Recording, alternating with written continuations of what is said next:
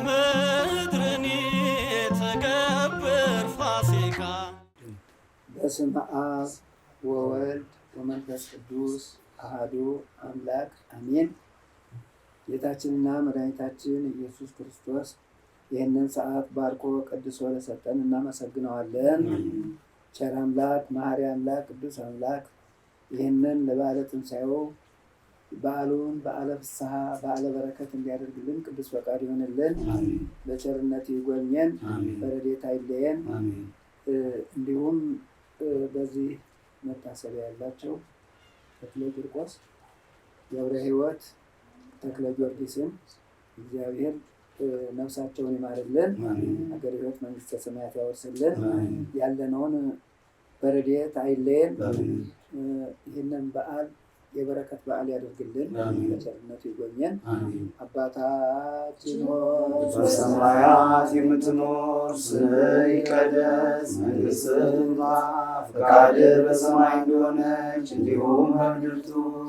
የዕለት እንጀራችንን ስጠን ዛሬ፣ በደላችንን ይቅር በለን እኛም የበደሉንን እንደምንል፣ አቤቱ ወደ ፈተና አታግባን ከክፉ ሁሉ አድነን እንጂ መንግሥት ያንተ ናትና ኃይል፣ ክብር፣ ምስጋና ለዘላለሙ አሜን። እመቤታችን ቅድስት ድንግል ማርያም ሆይ በመልአኩ በቅዱስ ገብርኤል ሰላምታ ሰላም እንልሻለን። በሐሳብሽ ድንግል ነሽ፣ በሥጋሽም ድንግል ነሽ። የአሸናፊ እግዚአብሔር እናት ሆይ ሰላምታ ላንቺ ይገባሻል። ከሴቶች ሁሉ ተለይተሽ አንቺ የተባረክሽ ነሽ፣ የማኅፀንሽ ፍሬ የተባረከ ነው። ጸጋን የተመላሽ ሆይ ደስ ይበልሽ፣ ልዑል እግዚአብሔር ከአንቺ ጋር ነውና ከተወደደው ልጅሽ ከጌታችን ከመድኃኒታችን ከኢየሱስ ክርስቶስ ዘንድ ይቅርታና ምሕረትን ለምኝልን ኃጢአታችንን ያስተሰርይልን ዘንድ ለዘላለሙ አሜን። ኩኑ በተዋህነ ወንጽዋነ ማኃጢአት ይረሴኒ ይረሴክሙ ድልዋነ ለመንግሥተ ሰማያት ወንጽዋነ ማኃጢአት እግዚኦ መሐረነ ክርስቶስ በእንተ እግዝእትነ ማርያም እንበል።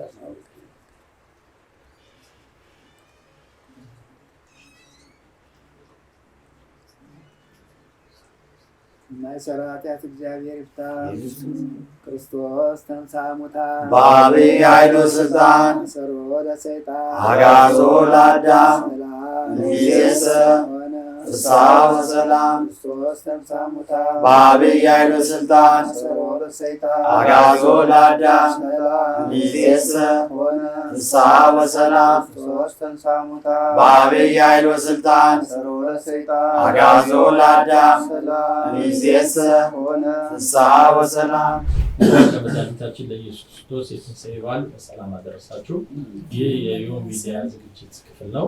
ይህ የዮም ሚዲያ ዝግጅት ክፍል የቤተክርስቲያን መልኮች በሚለው ዝግጅቱ በዓልን ዛሬ ከእንግዶች ጋር ለማውራት፣ ለመጫወት፣ ለመነጋገር ቀጠሮ ይዘን ተገናኝተናል።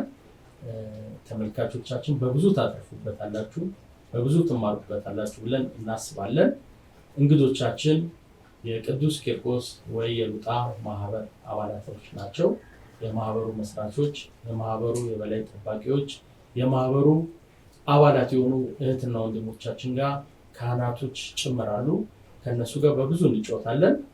እንግዲህ ከኛ ጋር አብራችሁ በመቆየት ጊዜያችሁን በመስጠት በዓልን እንግዲህ ያው የትንሣኤውን እያከበራችሁ ይህንን እያያችሁ ብዙ እየተማራችሁ እንድትሄዱ በዚህ አጋጣሚ ማሳሰብ እንፈልጋለን። ከዛ በፊት ግን ያው ዕለቱ ያው ፋሲካ ነው፣ ትንሣኤ ነው። ብዙ ዘማሪያን አሉ መካከላችን፣ ካህናቶች አሉ፣ ዲያቆናት አሉ። መዝሙርን እንዴት አድርገው መዘመር የሚችሉ፣ መዝሙርን እንዴት አድርገው ማስተማር የሚችሉ ወንድምና እህቶቻችን ያሉትና አንድ የትንሣኤ መዝሙር እንግዲህ እነሱን አስመርጠና በመዝሙር ነው ፕሮግራማችን መርሃ ግብራችን የምንጀምረው።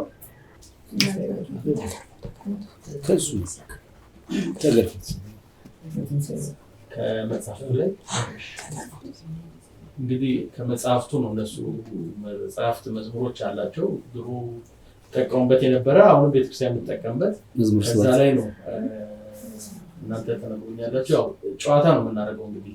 ስለዚህ መዝሙሩን ከእናንተ አንዱን እሺ አዳም ሲያወጣ አዳምን ሲያወጣው ከመዝሙር 7 ገጽ 80 እንግዲህ በሥላሴ ስልጣን መዝሙሩን እናንሳ።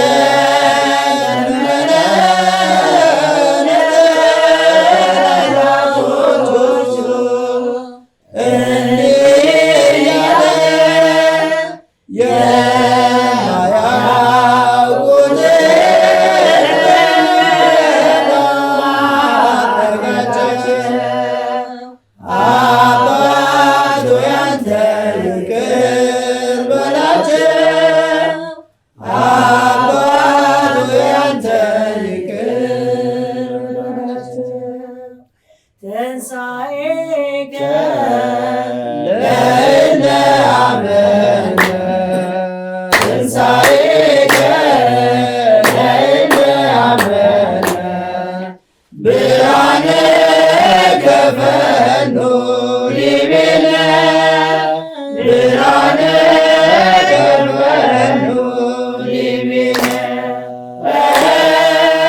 ብርሃነ ገበኑ ሊቤነ ብርሃነ ገበኑ ሊቤነ ትንሣኤከ ለእለ አመነ ትንሣኤከ ለእለ አመነ ብርሃነ ገበኑ ዲቤነ ብርሃነ ገበኑ ዲቤነ ብርሃነ ገበኑ ዲቤነ ብርሃነ ገበኑ ዲቤነ ትንሣኤ ለምናምን ለኛ ትንሣኤ ለምናምን ለኛ ብርሃን ላክልን ወደኛ ብርሃን ላክልን ወደኛ ብርሃን ላክልን ወደኛ ብርሃን ላክልን ወደኛ። ስለ መዝሙሩ የእግዚአብሔር ስም የተመሰገነ ይሁን። አሜን። እንግዲህ መዝሙር መጀመሪያው መዝሙር ያው መዝሙር ምስጋና ነዋል። መዝሙር አምልኮም ነው። መዝሙር ልመና ነው። ከምር እንግዲህ ጌታችን መድኃኒታችን ኢየሱስ ክርስቶስ ለእኛ ያደረገልን ነገር አንቆጥሮ ቅዱስ ዮሐንስ አፈወርቅ ምን ይላል? ዘመድ አንተ ብትሞት ይላል ዘመዶች ሲመለሱ ሁሉም ይረሱሃል። የማይረሳና ብዙ ነገር ያደረገልን እግዚአብሔርን ግን እኛ ወዲያው እንረሳዋለን ይላል። ይህን ሁሉ ለከፈለልን አምላክ እንግዲህ ምንም የምንከፍለው ውለታ የለም። አገለገልን፣ ደከምን፣ ወጣን፣ ወረደን እንላለናል። ዓለም እንግዲህ በብዙ ነገር ይጠይቀናል። ታክስ ብሎ ይጠይቀናል። በብዙ ነገሮች እንጠይቃለን። እስቲ እሱ የሚሰጠን ነገሮች ዝም ብለን ሁለት ነገሮች ነው። እቺ ምን ተነፍሳት አየር ቢከፈልባት ሰርቫይቭ ማድረግ እንችላለን። የፀሐይ ብርሃን ነው።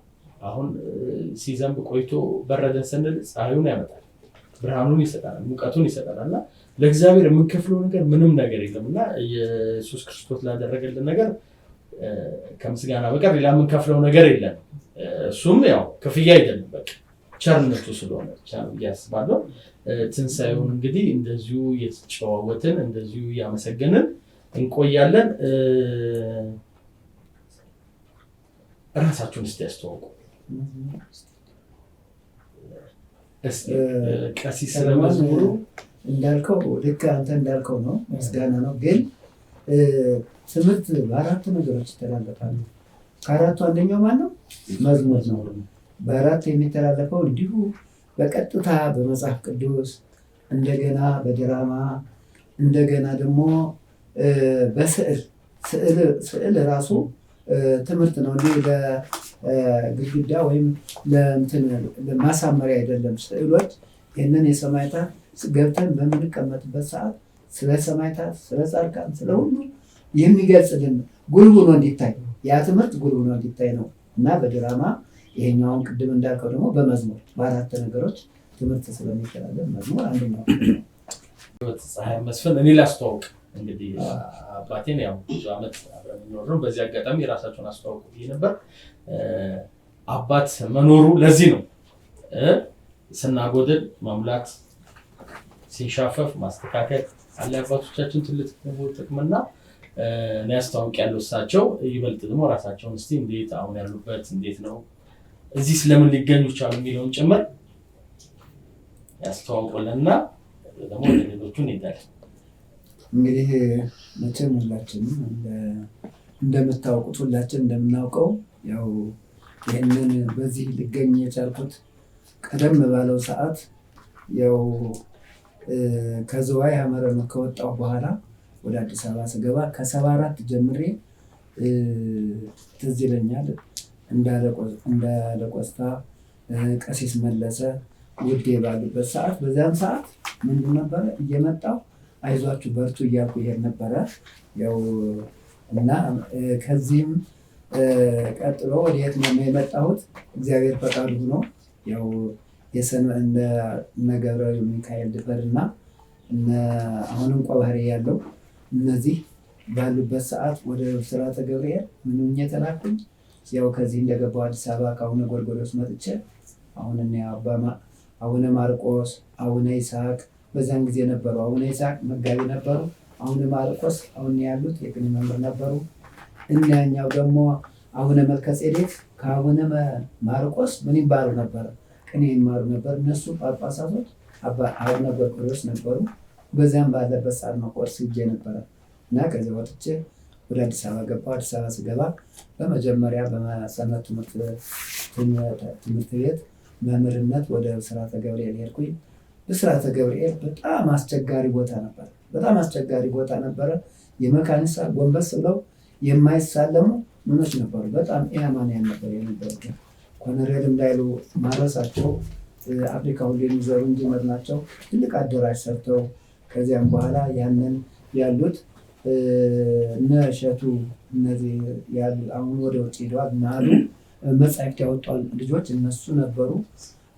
አየናቸው የሚባል ነበረ። አንድ ደግሞ እዚህ ራስ ሆቴል የሚሰራ ነበር። እነሱን ይዘን ስንታገል እንዲያውም ትልቅ ሰንበት ትምህርት ቤቱ ነው እነ አቡነ ዜና ማርቆስ እና አቡነ መርቆሬዎስ መጥተው ጎብኝተውታል። ከዚያም በኋላ ያን ሰንበት ትምህርት ቤት ስላቋቋሙ ተብዬ ወደ ተዘዋወርኩ። ወደ ቦሌ ዮሐንስ ነበረች፣ መድኃኔዓለም አልተሰራም። ዮሐንስ ነበረች፣ ቦሌ ዮሐንስ ነበረች። እዚያ ሄድኩኝ። ያው ትንሽ አንድ 8 ወር እንደተቀመጥኩ ከማርታ ጋር አልተስማማንም። ማርታ ኃይለኛ ሰው ናት። እሷ ጋር እንደው ትንሽ ዘማሪዋ ነው። አዎ ዘማሪዋ ነው። በጣም እንትን አለች። በቃ እኔ ተነስቼ መጣሁ። ከ85 ጀምሮ ወዴት ተዘዋወር? ወደ ቂርቆስ ሰንበት ትምህርት ቤት በመምህርነት ተዘዋወር። ያው እስከ 89 ያው እንትን እያልኩ ሌላ ተደራቢ ስራ ይዤ ነበር በቂርቆስ ሰጡኝ። ከዚሁ በሰንበት ትምህርት ቤቱ በዛም እያልኩ በኋላ ቋሚነት ስይዝ መምህር ጥበቡ ቀጥሎ መምህር ጥበቡ የሚባል ከኮልፌ ኮሌጁ ተላከ። እሱ እኔ ቀጥሎ እሱ ገባ። እኔ ተጠቃልዬ ወደየት ገባሁ? ወደ ስራ ወደ ቋሚ ስራ ወደ ክህነት አገልግሎት ገባሁ። ከዚያ ጀምሮ ያው እስካሁን ድረስ ግን ይህንን ከዚህ የድሮ እነሱ ሁሉንም ስለማውቃቸው እነሱም ስለምንተዋወቅ ያው በምክንያት ሲቋቋም ያው ታምረኛ አንድ ሰው አለ። የእሱ ጋብቻ ነው እንግዲህ ታምር ነው። በሱ ምክንያት ነው ተነጋግረው እንደዚህ ያሉ ማን እናድርግ አብሮን የኖረ አባታችን ነው ብለው እነዚህ ነባር የሰንበት ተማሪዎች የበላይ ጠባቂ እናድርገዋል። የበላይ ጠባቂ ሆኜ ከነሱ ጋር ከመሰረተበት ጀምሬ ባጠፋም ባጎልም ብሞላም ያው ከነሱ ጋራ ያው እህቶቼ ወንድሞቼ ስለሆኑ እና እግዚአብሔር ይመስገን ዋናው ደስ የሚል ይሄ የኢየሉጣና የቂርቆስ ማህበር እስካሁን ድረስ ምንድነው በፍቅር የሚጓዝ ማህበር በፍቅር የሚጓዝ በቃ ምንም አንድ እንከን የሌለው ብዙ ነገሮች እናያለን። በየማህበር ብዙ ነገሮች ጉለቶች ይታያሉ። በዚህ ማህበር ግን አንድ ሕጸጽ ያለው ሰው የሌለበት ሁሉም የቤተክርስቲያኒቱ ልጆች የሆኑ በፍቅር የሚኖር የሚጓዝ ማህበር ስለሆነ እኔም ደስ ብሎኝ እስካሁን ድረስ እዚህ ደርሻለሁ። እንግዲህ እንደ ቸርነቱ ወደፊት ያለው ደግሞ እግዚአብሔር የፈቀደውን እስከሚሆን ድረስ ያው አገልግሎታችን ምን እናደርጋለን? እንቀጥላለን። መላከ ሕይወት ፀሐይ እንግዲህ ያው የሰንበት ትምህርት ቤቱ መምህር ነበሩ። ዛሬ የመጡት ደግሞ የቅዱስ ቂርቆስ ወኢየሉጣ ማህበረተኞችም የቅዱስ ቂርቆስ ሰንበት ትምህርት ቤት አባል መስራች የነበሩ ወንድምና እህቶቻችን አባቶቻችን ናቸው። እስቲ በመቀጠል እንግዲህ ቀሲስን ላስተዋወቅ። እሺ፣ እኔ ያው ስሜ ቀሲስ መለሰ ምስጋናው ይባላል። ብዙ ህይወቴ ያው በሰንበት ትምህርት ቤት ነው የሚታወቀው። ከመንፈሳዊ አገልግሎቱ በላይ በሰንበት ትምህርት ቤት ነው አገልግሎት የሚታወቀው እና እነዚህ ልጆች በብዛት ብዙዎቹ እኔ ያስጀመርኳቸው ህፃናት ነበሩ። ብዙዎቹ የህፃናት ክፍል የነበሩ የሰንበት ትምህርት ቤት አባላት የነበሩ ናቸው እና ብዙዎቹ እዚህ ውስጥ ያሉት ሁሉም ማለት ይቻላል በጣም ህፃናት እያሉ አሁን ያለው ሰንበት ትምህርት ቤት መስራች ነኝ ብል ማጋነን አይሆንም። እኔ የጀመርኩት ነው አሁን የቀጠለው። እኔ ሰንበት ትምህርት ቤት የጀመርኩት በ1968 የአምስተኛ ክፍል ተማሪ ሆኜ በጣም ልጆች እያለን ነው የጀመርነው። በዛን ጊዜ የነበረው የሰንበት ትምህርት ቤት እንዳሁኑ የተደራጀ ኦርጋናይዝድ የሆነ አይደለም። አመጣጣችንን መጽሐፍ ቅዱስ ለመማር ሃይማኖታችንን ለማወቅ ሳይሆን ለመዘመር ብቻ ይህን ብቻ ዓላማ ይዘን ነበር የምንመጣውና ከዚያ በኋላ እያለ እያደገ ሲፈርስ ሲቋቋም ከ1974 ዓ.ም ጀምሮ እኛ ወጣቶች ሆንን እና እንደውም አንድ አጋጣሚ በደርግ ዘመነ መንግስት የሰንበት ትምህርት ቤት የተባለው ያኔ ነው 74 ዓ.ም ነው። የደርግ መንግስት የወጣት ማህበር አዮማ ብቻ ነው በሚል አፍሪካ አዳራሽ ስብሰባ ተሰብስቦ ከየአድባራቱ ወጣቶች የሰንበት ትምህርት ቤት ተወካዮች ሄደን እኔም ቂርቆስን ወክዬ ሄጄ ነበርና እዛ ስብሰባ ላይ ከዛሬ ጀምሮ ማንም ወጣት መንፈሳዊ ማህበር የሚባል የለም ሲባል ከዛ በኋላ ቤተ ክህነት ተደራጅቶ ሰንበት ትምህርት ቤት የሚለው ስያሜ የተሰጠው ለዛ ነው። ከዛ በፊት ግን ሁሉም የመካነ ሰማያት ቅዱስ ቂርቆስ ደቂቀ ነበልባል ወጣቶች መንፈሳዊ ማህበር ነበር የሚለው መንፈሳዊ ማህበር ሁሉ እና ሁላችንም ሰንበት ትምህርት ቤት የሚለውን ተቀበልን። ሳይቀበሉ የወጡ የተክለ ሃይማኖት ልጆች ምካደናግል ማርያም ወጣቶች መንፈሳዊ ማህበር ብለው እኛ እናቋቁም ብለው ስቲል በዛ ስም ነው የሚጠራው እስካሁን። እና ያው እንግዲህ ከዛ ጊዜ ጀምሮ በሰንበት ትምህርት ቤት ረጅም ጊዜ አገልግያለሁ። ግን እኔ የቆየሁት እዚህ ሰንበት ትምህርት ቤት እስከ 1976 ዓ.ም ብቻ ነው።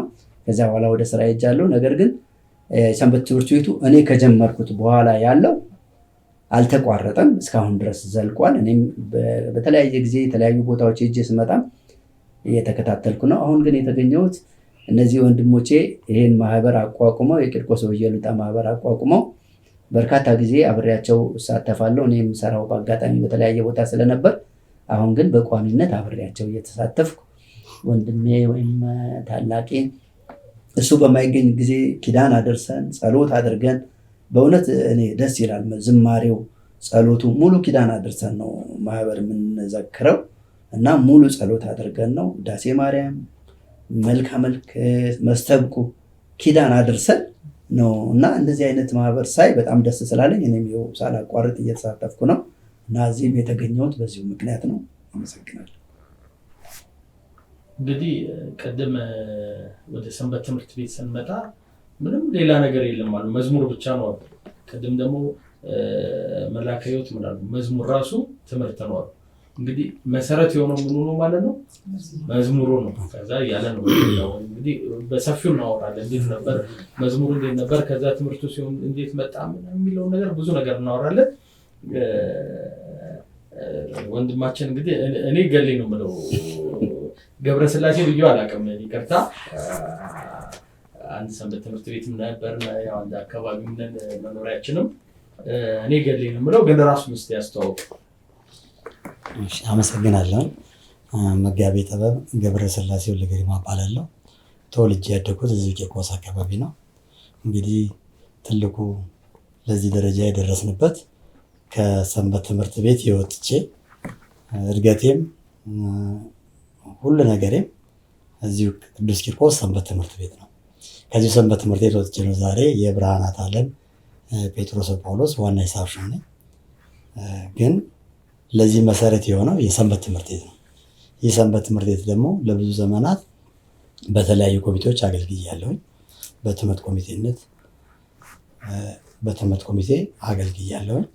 ከዛም በኋላ ደግሞ ወደ ትዳር ዓለም ስመጣም በዚሁ በመካነ ሰማያት ቅዱስ ቂርቆስ ቤተክርስቲያን ነው እና ጋብቻዬን የፈጸምኩት።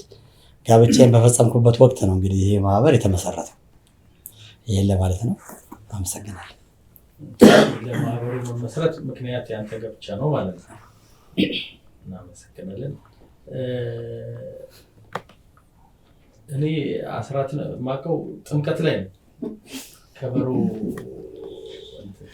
እና በቃ ያው በብዙ ጊዜ አይታችሁ ከሆነ በቤተክርስቲያን ዲያቆናቱ ወገን አለ፣ የሰንበት ትምህርት ቤቱ አለ።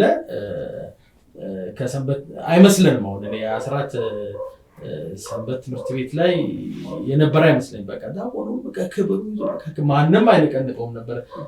እንግዲህ ታስታውሳላችሁ። እና እስቲ ያው ቀድሜ እያስተዋወቁ ነው፣ ግን ያው ለእንትን ጨዋታው እንዲመችን ብዬ ነው። ዲያቆን አስራት እስቲ ራስን አስተዋወቅ። እሺ፣ ያው እንደተነገረው ነው። አስራት ገብረ ማርያም እባላለሁ። ትልቁ መሰረቴ ለሁሉ ነገር መሰረቴ እቺ ትልቅ ሰንበት ትምህርት ቤት ነች። ሰንበት ትምህርት ቤት ስንባል ስሟ ቀላል ትመስላለች፣ ግን ትልቁ ነገር ለሃይማኖታችን መሰረት ያስጣለችን ትልቅ ቤታችን ነች።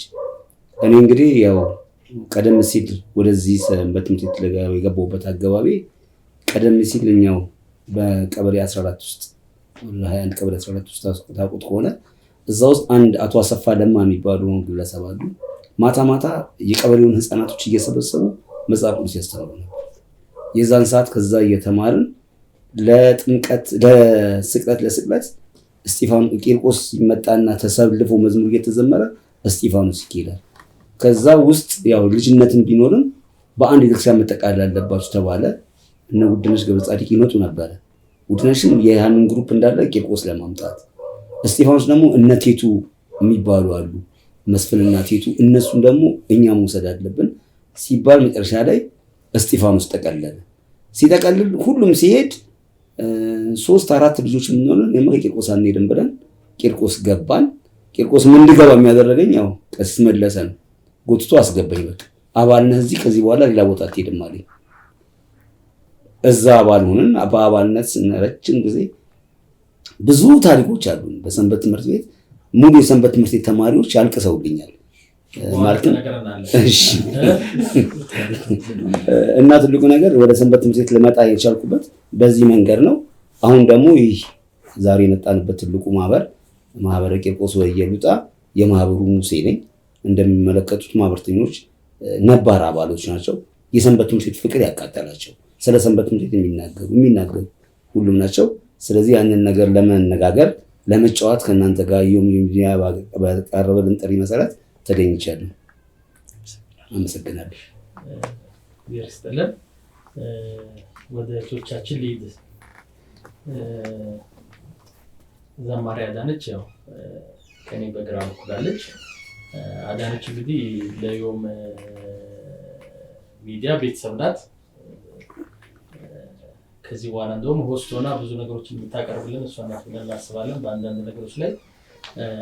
እስቲ አዲ እስቲ ራስሽን በደንብ እስቲ አስተዋውቂያቸው። እንኳን አደረሳችሁ ለመላው የኢትዮጵያ ኦርቶዶክስ ተዋሕዶ ቤተክርስቲያን አማኞች፣ እንኳን ለብርሃነ ትንሣኤው አደረሰን አደረሳችሁ። እንግዲህ ዛሬ ተገኝተን እዚህ በትንሣኤው እየተጨዋወትን ያለው ነው ከወንድሞቻችን ከእህቶቻችን ጋር የቆየንባቸው የሰንበት ትምህርት ቤት አገልግሎታችን ምን ይመስላል፣ ከዛስ በኋላ ደግሞ ሁሉም በትዳርም በአንዳንድ ነገርም አካባቢ ሲለቅ ደግሞ ለመገናኛ ቅዱስ ቂርቆስ እና ወኢየሉጣ ማህበር አለን። በወር እንገናኛለን። መዝሙሮችን እንዘምራለን፣ ገድሎችን በገድሉ እንማጸናለን። ያው አባቶቻችን ቅድም እንደተናገሩት ነው ሁላችንን የሚያሳደጉን አብረን ያደግን እዚህ የደረስን የቅዱስ ቂርቆስ አምላክ ረድቶን እዚህ ደርሰናል። በዚህ አማካኝነት ማህበራችንን ወደ ዮም ሚዲያ አምጥተን ለሰዎች አራያ፣ ለሰንበት ተማሪዎች ደግሞ ብርታት ይሆናል። እኛም እግዚአብሔር አበርትቶ እዚህ ደርሰናል ብለን ለመወያየት ነው። እግዚአብሔር ይስጥልኝ።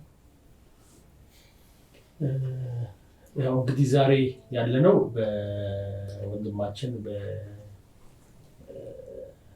እነሱም በአጸደ ገነት ያኖርልን በወንድማችን በያሬድ ሉልሰገድ ቤተሰቦች ተክለ ቂርቆስ ቤት ነው ያለነው። እዚህ ይህም ማህበር በሚቋቋሙበት ጊዜ ብዙ ነገር ከነሱ ጋር አብሮ ወዲያ ወዲህ ሲል የነበረ ወንድማችን ነው። አሁን በህይወት የለም። ቅድም በጸሎቱም ለማሰብ ሞክሯል። እንግዲህ ነፍስ ይማርልን እያለን ለቤተሰቦቹም ክብር ይስጥልን እያለን እንግዲህ ያው ይህንንም ታሳቢ አድርገን ወደዚህ የመጣ ነው እና ጨዋታችንን እንቀጥላለን። እንግዲህ የሺወርቅ እኛ ያው የሺወርቅ እንልሻለን። አሁን አዳዲሶቹ ልጆች ማነው እያሉሸሉ ሸዋወርቅ አባዬም ሲሉ ሰማሁ መሰለኝ። ማሚ ነው እንዴት ነው? አሁን መቼታ አንድ ቦታ የሆነ ኢንተርቪው ስናደርግ አባቢ የሚል ነገር ሰማል። እነ ሚኪያስ አባቢ ሲሉ ሰማና ጥሩ ነው። ታላላቆችን እንደዚህ ማክበር ትልቅ ነውና አባዬ ሲሉ ሰማና አባዬ ደግሞ እኛ ህፃናት አሰልጣኝ ላይ የነበረች አንድ እህታችን ነበረች። እሷን ነበር ልጆች እናት ናት። ብዙ በአገልግሎት ጠንካራ የነበረች ሴት ናትና እሷን ሲሉ አሁን መቼ ልታ ሲሉ ሰማሁኝና እንግዲህ እስቲ ራስሽን እስቲ ደግሞ እሺ እግዚአብሔር ይስጥልን። ለመላው ህዝበ ክርስቲያን እንኳን ለትንሣኤው በዓል አደረሳችሁ። እንግዲህ የኔ ሰንበት ትምህርት ቤት አመሰራረትና አገባብ ይሄ ነው ብዬ ላወራ አልችልም። ምክንያቱም አሁንም ውስጥ ያለ መዝሙር ነው፣ በፊትም ያለ መዝሙር ነው እና አባቴ ካህን ናቸው። እሳቸውን ተከትዬ ሴት ልጅ ከሰባት ወንዶች ሴት እኔ ስለሆንኩ እሳቸውን ተከትዬ የሄዱበት ሁሉ ይሄዳሉ። ከአጠገባቸው ግን ውልፍት ማለት አልችልም። ግን በዛ መሀል እሳቸው ቅኔው ላይ ሲቆሙ መዝሙር ስሰማ ሾልኬ ወጥቼ ያዳምጣለሁ። ማታ ደግሞ ከትምህርት ቤት ስመለስ ትምህርት ቤት ወደ ቤት መግባት ነበረብኝ፣ ግን በዛው ገብቼ መዝሙር አዳምጣለሁ። ሳላስበው ብቻ እዛ ውስጥ ተገኝቻለሁ። መቼ ተመዘገብሽ መቼ ገባሽ ለሚለው ምንም አይነት ምላሽ የለኝም። ምክንያቱም ቋሚም አይደለሁም። ሲመቸኝ ብቻ በቃ ሾልኬ ወጥቼ እዘምራለሁ። መዝሙር ነው በቃ የኔ መጥሪያ መዝሙር ነው። ሰንበት ትምህርት ቤቱ ሲመሰረት የነበረው መዝሙር ነው። በቃ በመዝሙር ተጠርቼ እዛው ውስጥ እገኛለሁ። መቼ ተመዘገብሽ አላውቅም። ስለዚህ አሁንም ደግሞ እግዚአብሔር ይመስገን በብዙ ውጣ ውረዶች አልፌያለሁ። ከሰንበት ትምህርት ቤት ግን ውልፍት አላልኩም። በስራም በትዳርም ወደ ክፍለ ሀገሮች ሄጃለሁ። የሄድኩበት ቦታ ሁሉ ሰንበት ትምህርት ቤት ተለይቶኝ አያውቅም፣ የሄድኩበት ቦታ ሁሉ። ስለዚህ እግዚአብሔር ይመስገን ይኸው እስካሁን ድረስ እያገለገልኩ አለሁ። ቤተክርስቲያን አንዲት ናት የምትባለው ለዚህ ነው። ክፍለ ሀገር ብትሄጂ ቤተክርስቲያን አንዲት ስለሆነች እዛም በአገልግሎት ላይ በመኖርሽ አትርፈሻል ብለን ነው የምናስበው። እኔ ስም አልጠራም ካሁን በኋላ ራሴው አስተዋውቄ ልጨርሳችሁ። ያው እኔ ብዙዎቻችን በዚህ ነው የምንላት። እስቲ ራሷ ታስተዋውቅ። እሺ እንኳን ለብርሃነ ትንሣኤው ለመላ ክርስቲያን እንኳን አደረሳችሁ እላለሁ። እኔ እንግዲህ ሰንበት ትምህርት ቤትን የገባሁትን የጀመርኩትን ለተብርሃነ ርሶምና ትዕግስት አበበ በእነሱ ምክንያት ነው። እኔ ያው ቤተክርስቲያን ሄጄ አባ ኃይለ ሥላሴ ሲያስተምሩ ከስራቸው አልጠፋም ነበር። አንድ ሁለት ቀን አገለገልኩና ለተብርሃን ለምንድን ነው የምትሰንበት የማታገለግለው ስትለኝ እንዴት ነው የሚገባው ወጣቱ ምናምን ብዬ ሀሳብ ጠይቄ ለተብርሃን ወሰደችኝ። ገባሁ ሰንበት ትምህርት ቤት። በጣም እኔ እንጃ መናገር አልችልም። ከዛ በኋላ ኃይለኛ ሱስ ሆነብኝ። እኔ ነበርኩ በቃ ዋናው ሯጩም ለቅዳሴውም ለምኑም በቃ ፍቅሩ ኃይለኛ ፍቅር በውስጥ ያደረብኝ። የሚታየኝ በቃ ቅዳሴውንም ነፍሱ ሊማሩ ብርሃኑ ዲያቆን ብርሃኑ በዛ ሰዓት ላይ ሽልማት ሸልመን ነበር።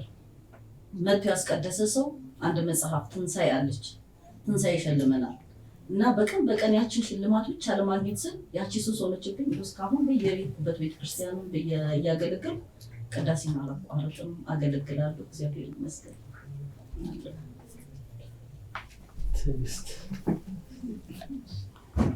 እግዚአብሔር ይስጥልኝ። በቅድሚያ ብርሃነ ትንሣኤው እንኳን በሰላም አደረሳችሁ እላለሁ። እኔ እንግዲህ የሰንበት ትምህርት ቤት አባል የሆንኩት በጣም ልጅ ሆኜ ነው። ሰው ተከትዬ ነው የመጣሁት። በጣም በህፃንነቴ ነው። ከዛ ጊዜ ጀምሮ ከሰንበት ትምህርት ቤት አድጌያለሁ። አሁን እንግዲህ ለዚህ ደረጃ ደርሻለሁ። በተለየ አጋጣሚ በስራ በቅድሚያ ቤተሰብ ተከትዬ ወደ ኢሊባቡር ሀገር ሄጄ ነበረ። በዛም በኢሊባቡር መጥቶ ክፍለ ሀገር አሁን በህይወት የሉም አቡነ ፊልጶስ ጋር ሰራ ነበረ። እሳቸውን ለረዳት ያው አገለግል ነበር። በዛም በዚሁ በሰንበት ትምህርት ቤት በማደጌ የተነሳ ዓመተ ምህረቱን አላስታውሰውም።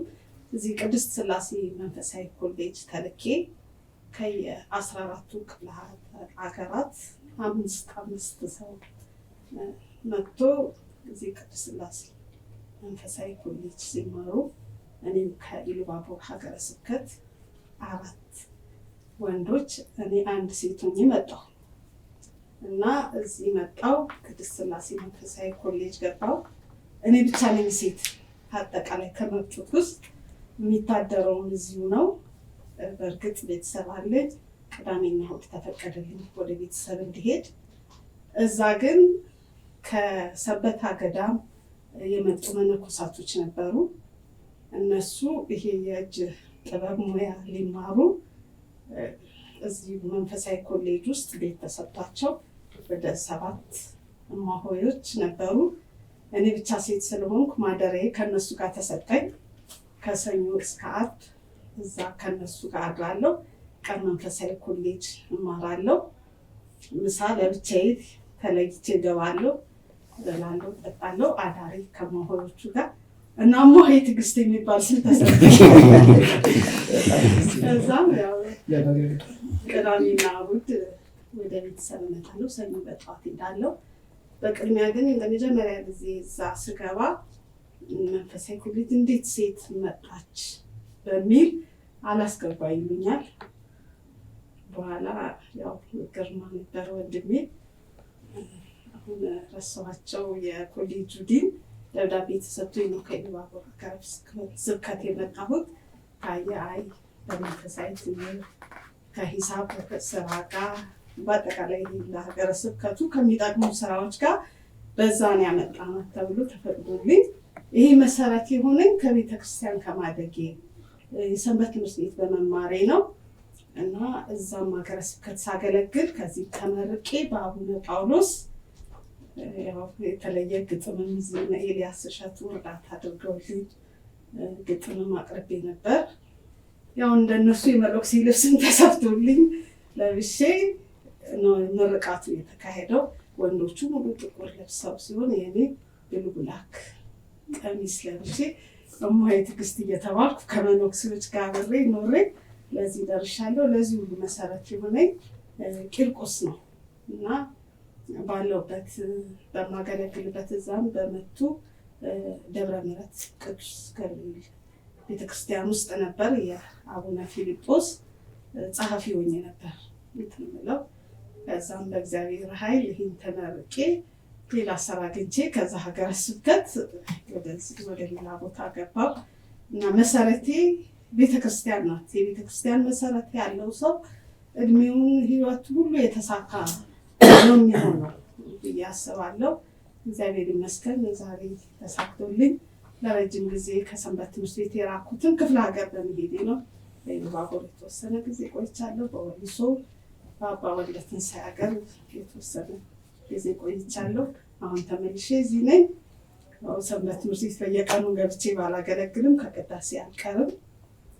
አሁን ደግሞ ጥሩ መሰረት የሆነኝ ቂርቆስ ወየሉጣ ማህበር ተመስርቶ በመግባቴ ደስ ብሎኛል። እግዚአብሔር ይመስገን። አሁን ምናፍቃቸውን መዝሙሮች ሁሉ እዘምራለሁ። በዚህ ደስተኛ ነኝ። እግዚአብሔር ይስጥልኝ። ቃለ ሕይወት ያሰማልን ማለት የምፈልገው ወንዶቹ ስንገባ እኮ እንኮራለን አለ የገባን ሰዎች ስላሴ ይሄን እያየን ከዛሬ ጀምሮ ትንሽ ቆጠብ በማለት ያለብን ይመስለኛል። የመጀመሪያዋ ሴት አንቺ ነሽ? በዛ ወቅት መንፈሳዊ ኮሌጅ እነዚህ ጳውሎስን ነው። በተረፈ ደግሞ እዛ ዲግሪና ዲፕሎም ተማሪዎች አሉ። እኛ ከ14ቱም ክፍላተ ሀገራት 5 ከካህናት ዲያቆናት ናቸው ያሉት። ሴት እኔ ብቻ ነኝ። እኔ በምንድን ነው የገባሁት? ለሂሳብ ስራውና የቤተክርስቲያን አስተዳደር ትምህርቶች ምናምን ይጠቅማታል በሚል ነው ታሪኬ የገባሁት። ያው የ3 ወር ኮርስ ተመርቄያለሁ። እኔ ይቀርበሉኝና ምን ቆጨኝ መሰላችሁ? ይህ ማህበር ዛሬ እንደዚህ ማምጣታችን እኔ ደስ ብሎኛል። ግን እያንዳንዳችሁ ለብቻችሁ እንግዳ ልትሆኑ የሚችሉ ሰዎች ናቸው። ብዙ ነገር የሚያስተምር ነው ያለው ህይወታችሁ እና ሰንበት ትምህርት ቤቱ ደብረ ብርሃን ሚዲያ ክፍል በዚህ አጋጣሚ በጣም ብዙ የምታተርፉበት ብዙ ልታስተምሩበት የምትችሉባቸው ብዙ ወገኖች፣ ወንድሞች፣ አባቶች አሉ። እንደ አጋጣሚ ዛሬም ከእኛ መካከል ይመጣሉ ያልናቸው በምንኩስና ደረጃ የነበሩ አባቶች ነበሩ። ለጊዜው ስላልተሳካላቸው ከአገልግሎት እና ወቅቱ ያሳለፍነው የጾም ወቅት ስለነበር ከዛ አንፃር መገኘት ስላልቻሉ ነው። ሁሉ ደብረ ብርሃን ሚዲያ በዚህ አጋጣሚ ነቃ ለማለት ሞክሮ እንግዲህ እኛ ትንሽ ነው አቅም የለንም፣ እናንተ ግን በርትታችሁ ብዙ ነገሮች ስላለ ልትሰሩ ይገባል የሚል ነገር ማስተላለፍ እንፈልጋለን። በዚህ አጋጣሚ ወይዘሪት ራሔል ነጋሽ የማህበሩ ጸሐፊ ናት። እስቲ ስለ ማህበሩ ስለምን አቅምም ገንዘብም ካለው ይነገራል። ራሔል ነጋሽ እባላለሁ። መጀመሪያ ሰንበት ትምህርት ቤት የገባሁበት ጊዜ ትንሽ ወርቅ ታሪክ ቤተክርስቲያን ዝም ብዬ ለማስቀደስም ለምንም በልጅነት በጣም በልጅነት ለማስቀደስ ሲሄድ መጠለያ ውስጥ እንዲሁ ሲዘምሩ ሲያደርጉ ብቻ መዝሙር ነው፣ በአብዛኛው መዝሙር ነው። ገባ ወጣ እያልኩኝ እንዲሁ እያየሁኝ በዛ ተስቤ ነው ሰንበት ትምህርት ቤት የገባሁት እንጂ ማንንም አይቼ አይደለም። እዛ ከገባሁ በኋላ ደግሞ እንደዚሁ ብዙ እህቶችና ወንድሞች አገኘሁኝ። ከእነሱ ጋር አብሬ እያገለገልኩ ነው። በሰንበት ትምህርት ቤት ቆይታችን በአብዛኛው ጊዜ ትምህርት የለም፣ ዝማሬ ነው። ሁልጊዜም ዝማሬ ነው። በዝማሬም እንኳን ለዝማሬ እንኳን አውደ ምሕረት ላይ ወጥተን ታቦታት ወጥቶ ለማገልገል ስንፈልግ እንኳን መዝሙር ለየብቻ ቆመን ጥያቄ ቀርቦልን ዝማሬውን እንዴት እንደምንዘምር ዜማው ቃላቶቹን ተጠይቀን ነው እንጂ አውደ ምሕረት ላይ እንኳን የምንወጣው እንዲህ አሁን ባለበት ሁኔታ ዝም ብሎ ሁሉም ተነስቶ አይዘመርም ነበር። እና የሰንበት ትምህርት ቤት ቆይታችን በጣም ደስ የሚል እህትማማችነት፣ ወንድማማችነት፣ ፍቅር ነበር። አገልግሎታችን ሰንበት ትምህርት ቤት እዚህ ለቂርቆስ ብቻ አልነበረም። በአብዛኛው ክፍለ ሀገር እንሄዳለን። አሁን ወንድማችን ቀሲስ ዮሐንስ አለሙ የለም፣ እሱ በህይወት የለም። ጫንጮ ድረስ ሁሉ ድረስ እንሄድ ነበረ። ጥምቀትን እዚህ ዘመረን አሳልፈን ጫንጮ እግዚአብሔር የሚነግሰው በ13 ነው የሚገባው። እኛ የሚካኤል ዕለት ጫንጮ እግዚአብሔር ተሳፋሪዎች ነው። እዛ ደግሞ ሄደን እናገለግል። እዛ በዘመራን የሉ፣ እኛ ነበርን ሄደን እዛ የምናገለግል የነበረው። ከዛ ደግሞ ተመልሰን እዚህ ጥሪ ቂርቆስ እናገለግላለን። እንደዚህ ማህበራት እንዲሰፉና በደንብ እንዲደራጅ ራሱ ሐምሌ ገብርኤልን ድሮ እኛ በምናውቀው ቂርቆስ ብቻ ነበር ንግስ የሚኖር። እንዳሁኑ ሁሉም ገብርኤል ጋር ንግስ ነበረ፣ ቂርቆስ ብቻ ነበረ። ቂርቆስ ራሱ ሲነግስ ከየደብራቱ ሁለት ልጅ የራሳቸውን ዩኒፎርም ለብሰው መጥተው እንዲያገለግሉ ከኛ ጋር እንድንበዛ እየተባለ ይጠራል። ለዛ ሁሉ ዝግጅት እናደርግ ነበር እና ሰንበት ትምህርት ቤቱ በጣም ትልቅ ነው። ብዙ ጊዜ ጥሩ ነገር ማሳልፈልበታል። አሁን ደግሞ ባለው ነገር ቂርቆስ በየሉጣ ማህበር የገባ ነው። ያው በገብረ ስላሴ ወንድማችን ሰርግ ሚላት ተሰባስቦ ከዛ ተጠራርተን ሁላችንም የተገናኘ ነው እና አሁን ጥሩ ነገር ላይ ነው ያለነው። ወንድሞቻችን እየመጡ ነው። አገልግሎታችንም በዛ መሀል በስራም በሁሉም በአንዳንድ ነገር ከሰንበት ትምህርት ቤቱ ብንረቅም አሁን ደግሞ በህብረት ለማገልገል ለመዘመር ይሄ ቂርቆስ በየሉጣ ማህበር በጣም ትልቅ እድል ከፍቶልናል። ሰንበት ትምህርት ቤታችንን ያለበትን ደረጃ እንድናይ አድርጎናል። እንግዲህ ያው ጥሩ እየተጨዋወትን ነው። ራሳቸውን አስተዋውቀውናል።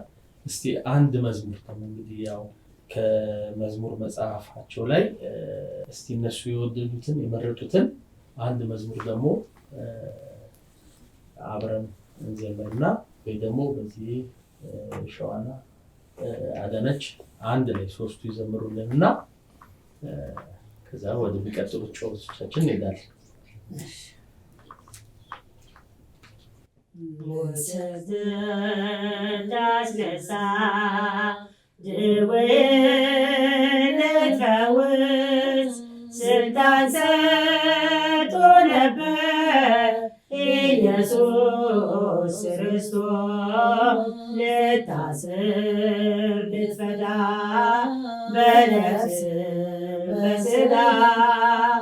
ልታስር ልትፈታ በነፍስም በሥጋ ስልጣን ሰጥቶ ነበር አልፋና ኦሜጋ አልፋና ኦሜጋ ምንሰጡ ይሁዳ አይሁድ ዘመዶች ለነሱ አሳልፈ ጌታን የሰጠ ከሁሉ የሚበልጥ ስልጣን ሰጥቶ ሳለ ከሁሉ የሚበልጥ ስልጣን ሰጥቶ ሳለ ብር ለመቀበል ልብ ተታለለ ልብ ተታለለ ሰማይና ምድር በቃል የፈጠረ እንዴት በመቃብር ሶስት ቀን አደረ አንተ የሰጠ አሳልፈ ለሞት አንተ የሰጠ አሳልፈ ለሞት ሞትን አድርጎ ተነሳ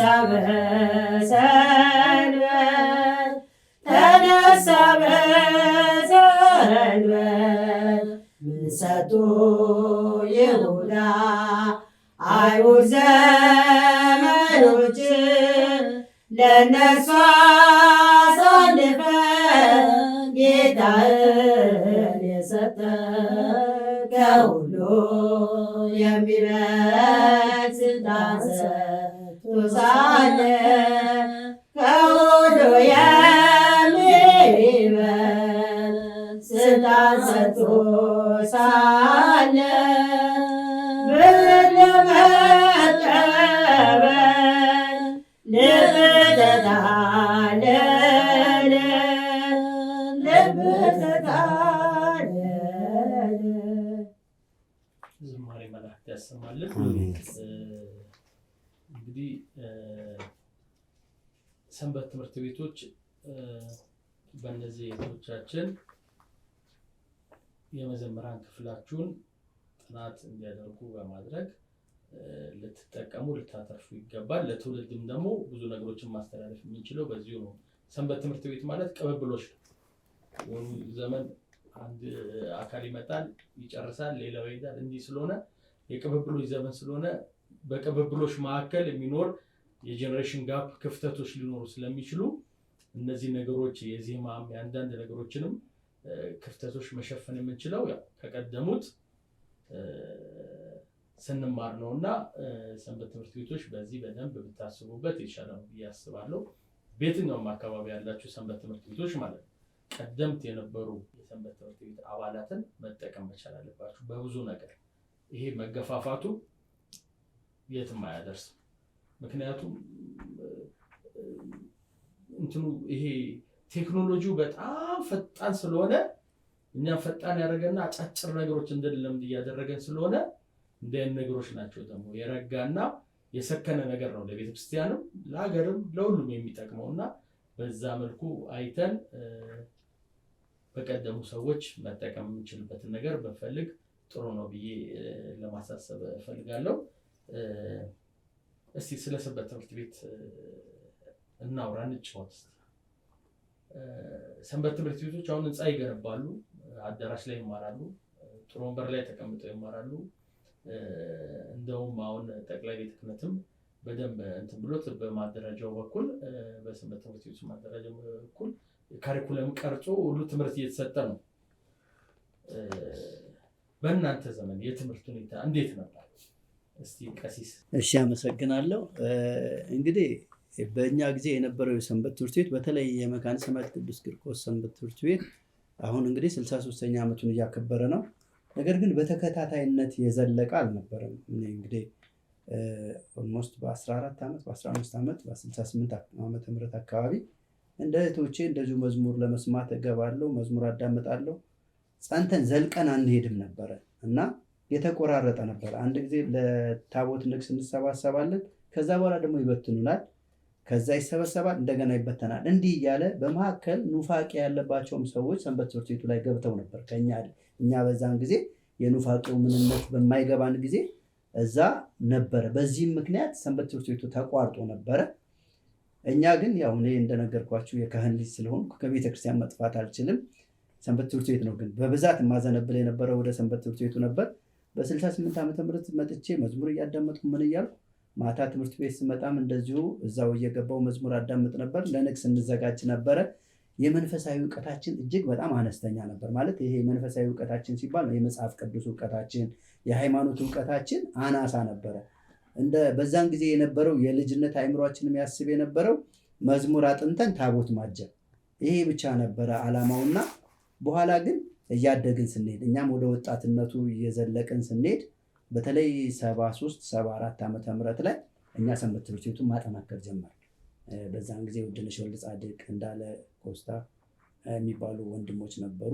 ከነሱ ጋር ሆነን ሰንበት ትምህርት ቤቱን በጠንካራ ጎኑ ለመመስረት መጽሐፍ ቅዱስም የሚገርማችሁ አንድ ማልረሳው 73 ዓመተ ምህረት መጨረሻ አካባቢ ላይ መጽሐፍ ቅዱስ የለንም። እነዚህ መዝሙረ ስብሐት ያሬዳዊና መዝሙር ሐዋዝ የሚባሉ መጽሐፎች ከቤተ ክህነት አምጥተን መጽሐፍ ቅዱስ ግን የለንም። ያኔ 80 ያህሉ አልታተመም እና 66ቱ መጽሐፍ ከአድቬንቲስት ቤተክርስቲያን አድቬንቲስት ቸርች ሄጄ እኔ ጠይቄ በደብዳቤ አጽፌ ከቤተክርስቲያኑ ሰበካ ጉባኤ ደብዳቤ አጽፌ ሄጄ እና እዛ ይሰጣሉ ሲባል ሰምቼ ሄጄ 12 መጽሐፍ አሁንም ሊኖር ይችላል ሰንበት ትምህርት ቤት ውስጥ 12 መጽሐፍ ቅዱስ 66ቱን ይዤ መጥቻለሁ። እንደውም እናንተ መጽሐፍ ቅዱስ ምን ያደርግላችኋል ነበር ያለኝ እዛ የነበረ መጋቢ የሚባለው። እንደውም ደጅ አስጠንቶኝ ጸሎት ላይ ናቸው ምናምን ተብሎ ከዛ እኛም እኮ ቅዳሴያችንም ምናችንም መጽሐፍ ቅዱስ ነው። እንደውም አንድ በግዕዝ ልበልል ብዬ እግዚአብሔር ይህን የዋልቦ ዘያጣን የሚለውን የመዝሙር 22ን በቃል ያልኩትና እስቲ መዝሙር 22ን አምጣና ትርጉሙን እየው አልኩት እና ይሄ ማለት ነው እያልኩ እኔ በቃሌ ነገርኩት። ያኔ እውቀታችን አናሳ ስለነበር ግን መጽሐፍ ቅዱስ እንደምንጠቀም አሳወቅኩት። 12 መጽሐፍ ቅዱስ ሰጠን። ከዚያ በኋላ መማማር ጀመርን፣ በደንብ መጠንከር ጀመረ። ቤተ ክህነቱም በወጣቶች ማደራጃ መምሪያ አቋቁሞ መርጌታ ፀሐይ ብርሃኑ ይባላል። አሁን ቅድም የዘመርናቸውን መዝሙሮች ሁሉ የሚዘምረው በካሴትም የመጀመሪያውን ካሴት ያወጣው እሱ ነው እና ከዚያ በኋላ እኔ ብዙውን ጊዜ ወደ መዝሙሩ አዘነበል ስለነበር የመዝሙር ክፍል ነበርኩኝና መዝሙር ግን እንዳሁኑ ዝም ብለን በተለምዶ በካሴት ምናምን አንሰማም። መርጌታ ፀሐይ ብርሃኑ በጣም የታወቀ ጎበዝ መርጌታ ነው። ጎበዝ የተባለ መርጌታ ነው። የወጣቶች መንፈሳዊ ማህበር እዛ ማደራጃ መምሪያው በቤተ ክህነት የተቋቋመ እሱ ነበር ሊቀመንበር ራሱ ነው። እዛ ቤተ ክህነት አዳራሽ ከእያንዳንዱ አድባራት አንዳንድ ወይ ሁለት ልጆች እንሄዳለን። እዛ መዝሙሩን የግዕዝም የአማርኛም ጥንቅቅ ያለች አንዲት ፊደል ግድፈት የሌለባት መዝሙር አጥንተን እንመጣለን። እዚህ መጥቼ እኔ ያስተምራቸዋለሁ። አሁን የዘመሯቸውን መዝሙሮች በብዛት እኔ ነኝ ያስተማርኳቸው። እኔ ከመርጌታ ፀሐይ ብርሃኑ ይዤ መጥቼ ከየትም አናመጣም መዝሙር፣ በቃ ከቤተ ክህነት ነው የምናመጣው። ከቤተ ክህነት አምጥተን እናስተምራለን። ያቺ እኔ አሁን በቃላቸው ሲዘምሩ እንግዲህ ያኔ የዛሬ ስንት ከ40 ዓመት አካባቢ የተዘመረ መዝሙር ነው እንግዲህ እና ከዚያ በኋላ 74 ዓመተ ምህረት ላይ ለሰንበት ትምህርት ቤቶች አቡነ ተክለ ሃይማኖት ነፍሳቸውን ይማርና ታላቅ አባት ናቸው እና ቤተ ክህነት የሚከፍላቸውን ደሞዝ ለሰንበት ትምህርት ቤቶች ማደራጃ አውለው የሰንበት መምህራን እንዲቀጠሩ ተደርጎ ቅድም ከሱ በፊት መጥቶ ነበረ መርጌታ ፀሐይ ብርሃኑ በ50 ብር ደሞዝ የሰንበት ትምህርት ቤት መምህር ሆኖ የመጣው 74 ሐምሌ ውስጥ ነው የመጣው እና ከዛ በኋላ እሱ ጎበዝ መምህር ነው። ወንጌል ያስተምራል፣ ዲስፕሊን ያስተምራል፣ ሃይማኖት ያስተምረናል እና እየጠነከርን መጣ። ከዚያ በኋላ ነው ከመዝሙሩ ባልተናነሰ መልኩ የመጽሐፍ ቅዱስ ትምህርት፣ የሃይማኖት ትምህርት፣ ሚስጥረ ቁርባን፣ ሚስጥረ ትንሣኤ ሙታን፣ ሚስጥረ ሥላሴ እነዚህን ጥንቅቅ አድርጎ ያስተማረን መርጌታ ፀሐይ በጣም መርጌታ ጥበቡ አሁንም ይኖራል፣ በእርግጠኝነት ይኖራል እና እሱ ነው የመጀመሪያ የሰንበት ትምህርት ቤታችን የሰንበት መምህር ሆኖ የመጣው የመጀመሪያው እሱ ነው። እኔ እንደውም ደብዳቤውን የተቀበልኩት 50 ብር ነበር ደሞዙ ሲመጣ። ያቺ 50 ብር ደሞዝ አቡነ ተክለ ሃይማኖት በቤተ ክህነት የሚመደብላቸውን ደሞዝ ለአብያተ ክርስቲያናት የራሳቸውን ደሞዝ 50 ብር ከፍለው ለትልልቅ አብያተ ክርስቲያናት የሰንበት መምህር መድበው የተመደበ እና እሱ ነበረ። ከዚያ በኋላ መማር ጀመርን፣ እኛም ማጠንከር ጀመርን። እንደውም ሰንበት ትምህርት ቤቱ በፊት የነበሩትን ማህተም፣ አዳራሽ፣ ጽሕፈት ቤት ምናምን ነበረውና እሱን ካልተሰጠን ብለን ቤተ ክህነት ሄጄ ደብዳቤ ጽፈን እዚህ ሰብካ ጉባኤው የአድባራት አስተዳዳሪው ስምረታ ቀጠላ ነበሩና የምን ወጣት ነው ምናምን አይወዱም ነበር እሳቸው እና ሰንበት ትምህርት ቤት የሚባል እሳቸው አይወዱም። እኛ ደግሞ እየጠነከርን መጣን። ወጣትነት አለ፣ ጉርምስና አለ፣ ማንም እምቢ አይለንም እንላለን። ከቤተ ክህነት መገናኘት ጀመርን። ከዚያ በኋላ ያንን ሲፈቀድልን እንደ አጋጣሚ ትዝ ይለኛል ጽሕፈት ቤት ውስጥ የሚኖሩ አንድ መነኩሴ ነበሩ እና እሳቸው ጽሕፈት ቤቱን ሊለቁልን አልቻሉ። ከዚያ በኋላ የሰንበት ትምህርት ቤቱ ጽሕፈት ቤት እዛ እንትን አለ፣ ኮሞዲኖ አለ፣ እነዚያም መጽሐፍት ነበሩ ማህተም ምናምን። እነዚህን ለመቀበል እሳቸውን በደብዳቤ ሰተናቸው አልወጣ አሉ። ከዛ መጨረሻ ላይ በራቸውን ሰብረን እኔና ዳለ ቆስታ አልጋቸውን ተሸክመን ወስደን እሳቸው የተመደበላቸው እዛ ልጅ ሰላሙ አካባቢ አንድ ቤት ሰንበቴ ቤት እዛ ነው ወስደን እዛ አስቀመጥን። እሳቸው ፖሊስ ይዘው መጥተው እኔና እንዳለን አሳሰሩ። እኔ በህይወቴ ለመጀመሪያ ጊዜ የታሰርኩትም ለመጀመሪያ ጊዜም ለመጨረሻ ጊዜም የታሰርኩት በዚህ ምክንያት ነው እና ከዛ ጠንካራ አቋም ይዘን ከዛ በኋላ ንብረድ ኤርሚያስ ከበደ ሁላችሁም ታውቋቸዋላችሁ። የዚህ ቂርቆስ መስራች ናቸው፣ ታላቅ አባት ናቸው እና እሳቸው ደግሞ በደርግ ዘመነ መንግስት በቤተ ክህነት በሚኒስትር ማዕረግ የቤተ ክህነት ስራ አስኪያጅ ነበሩ። በሚኒስትር ማዕረግ እና ሚኒስትር ያኔ ደርግ ሲመጣ እሳቸውም ከሚኒስትሮች ጋር ታሰሩ፣ ከነ አቡነ ጳውሎስ ጋር አብረው ታሰሩ። 7 ዓመት ታስረው ሲፈቱ ከዚያ ሁሉን ነገር ትተው ሱባኤ ገቡ። ቂርቆስ ሱባኤ ሲገቡ የእኛ ሰንበት ትምህርት ቤት ያ ሁሉ በመከራ ያስለቀቅነውን ጽሕፈት ቤትና አዳራሻችን እሳቸው ማታ ማታ ማስተማር ጀመሩ። በዚህ ደግሞ ከደብሩ አስተዳዳሪ ጋር ጸብ ተፈጠረ። እኛ እሳቸውን ውጡ ማለት አንችልም፣ ታላቅ አባት ናቸው። ሱባኤ አድርገው እነዚህ መንፈስ ያለባቸውን ያጠምቃሉ፣ ወንጌል ያስተምራሉ። እርግጠኛ ነኝ መሐርና በሚለውን ያስተማሩን እሳቸው ናቸው። እዚህ ያላችሁት ሁላችሁ ታውቁታላችሁ። መሐርና በሚለውን ታላቅ ጸሎት ያስተማሩን እሳቸው ናቸው። እኛ እናከብራቸዋለን። ከኛም በላይ ናቸው። አባቶቻችንን ሁሉ በአስተዳዳሪነት የመሩ የደብረ ሊባኖስ ጸባቴ የነበሩ ታላቅ አባት እዛ መተውን ሲሉ እኛ እንዴት እንከልክል?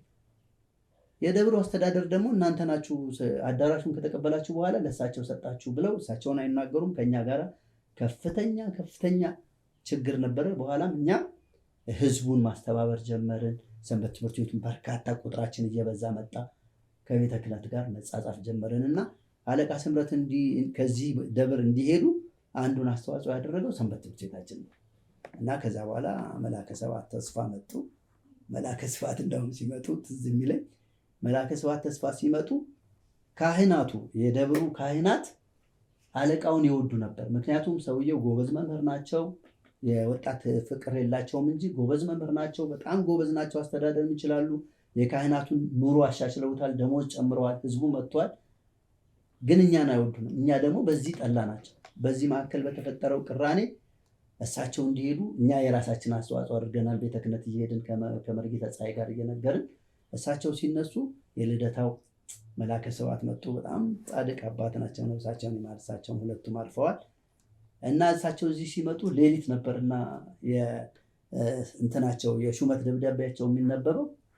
እኛ እሳቸው ሲመጡ ደስ ብሎን የሰንበት ትምህርት ቤቱ አባላት ተሰብስበን ወጣቶቹ ሌሊት መተን ጫማቸውን ልንቀበል ስንል የቂርቆስ ልጆች ሌቦች ናቸው እንዳትቀበሉ ተብለው ስለነበር እኔ ልቀበላቸው ጫማቸውን ላወልቅ ስል ተው አልፈልግም ብለው አባረሩ።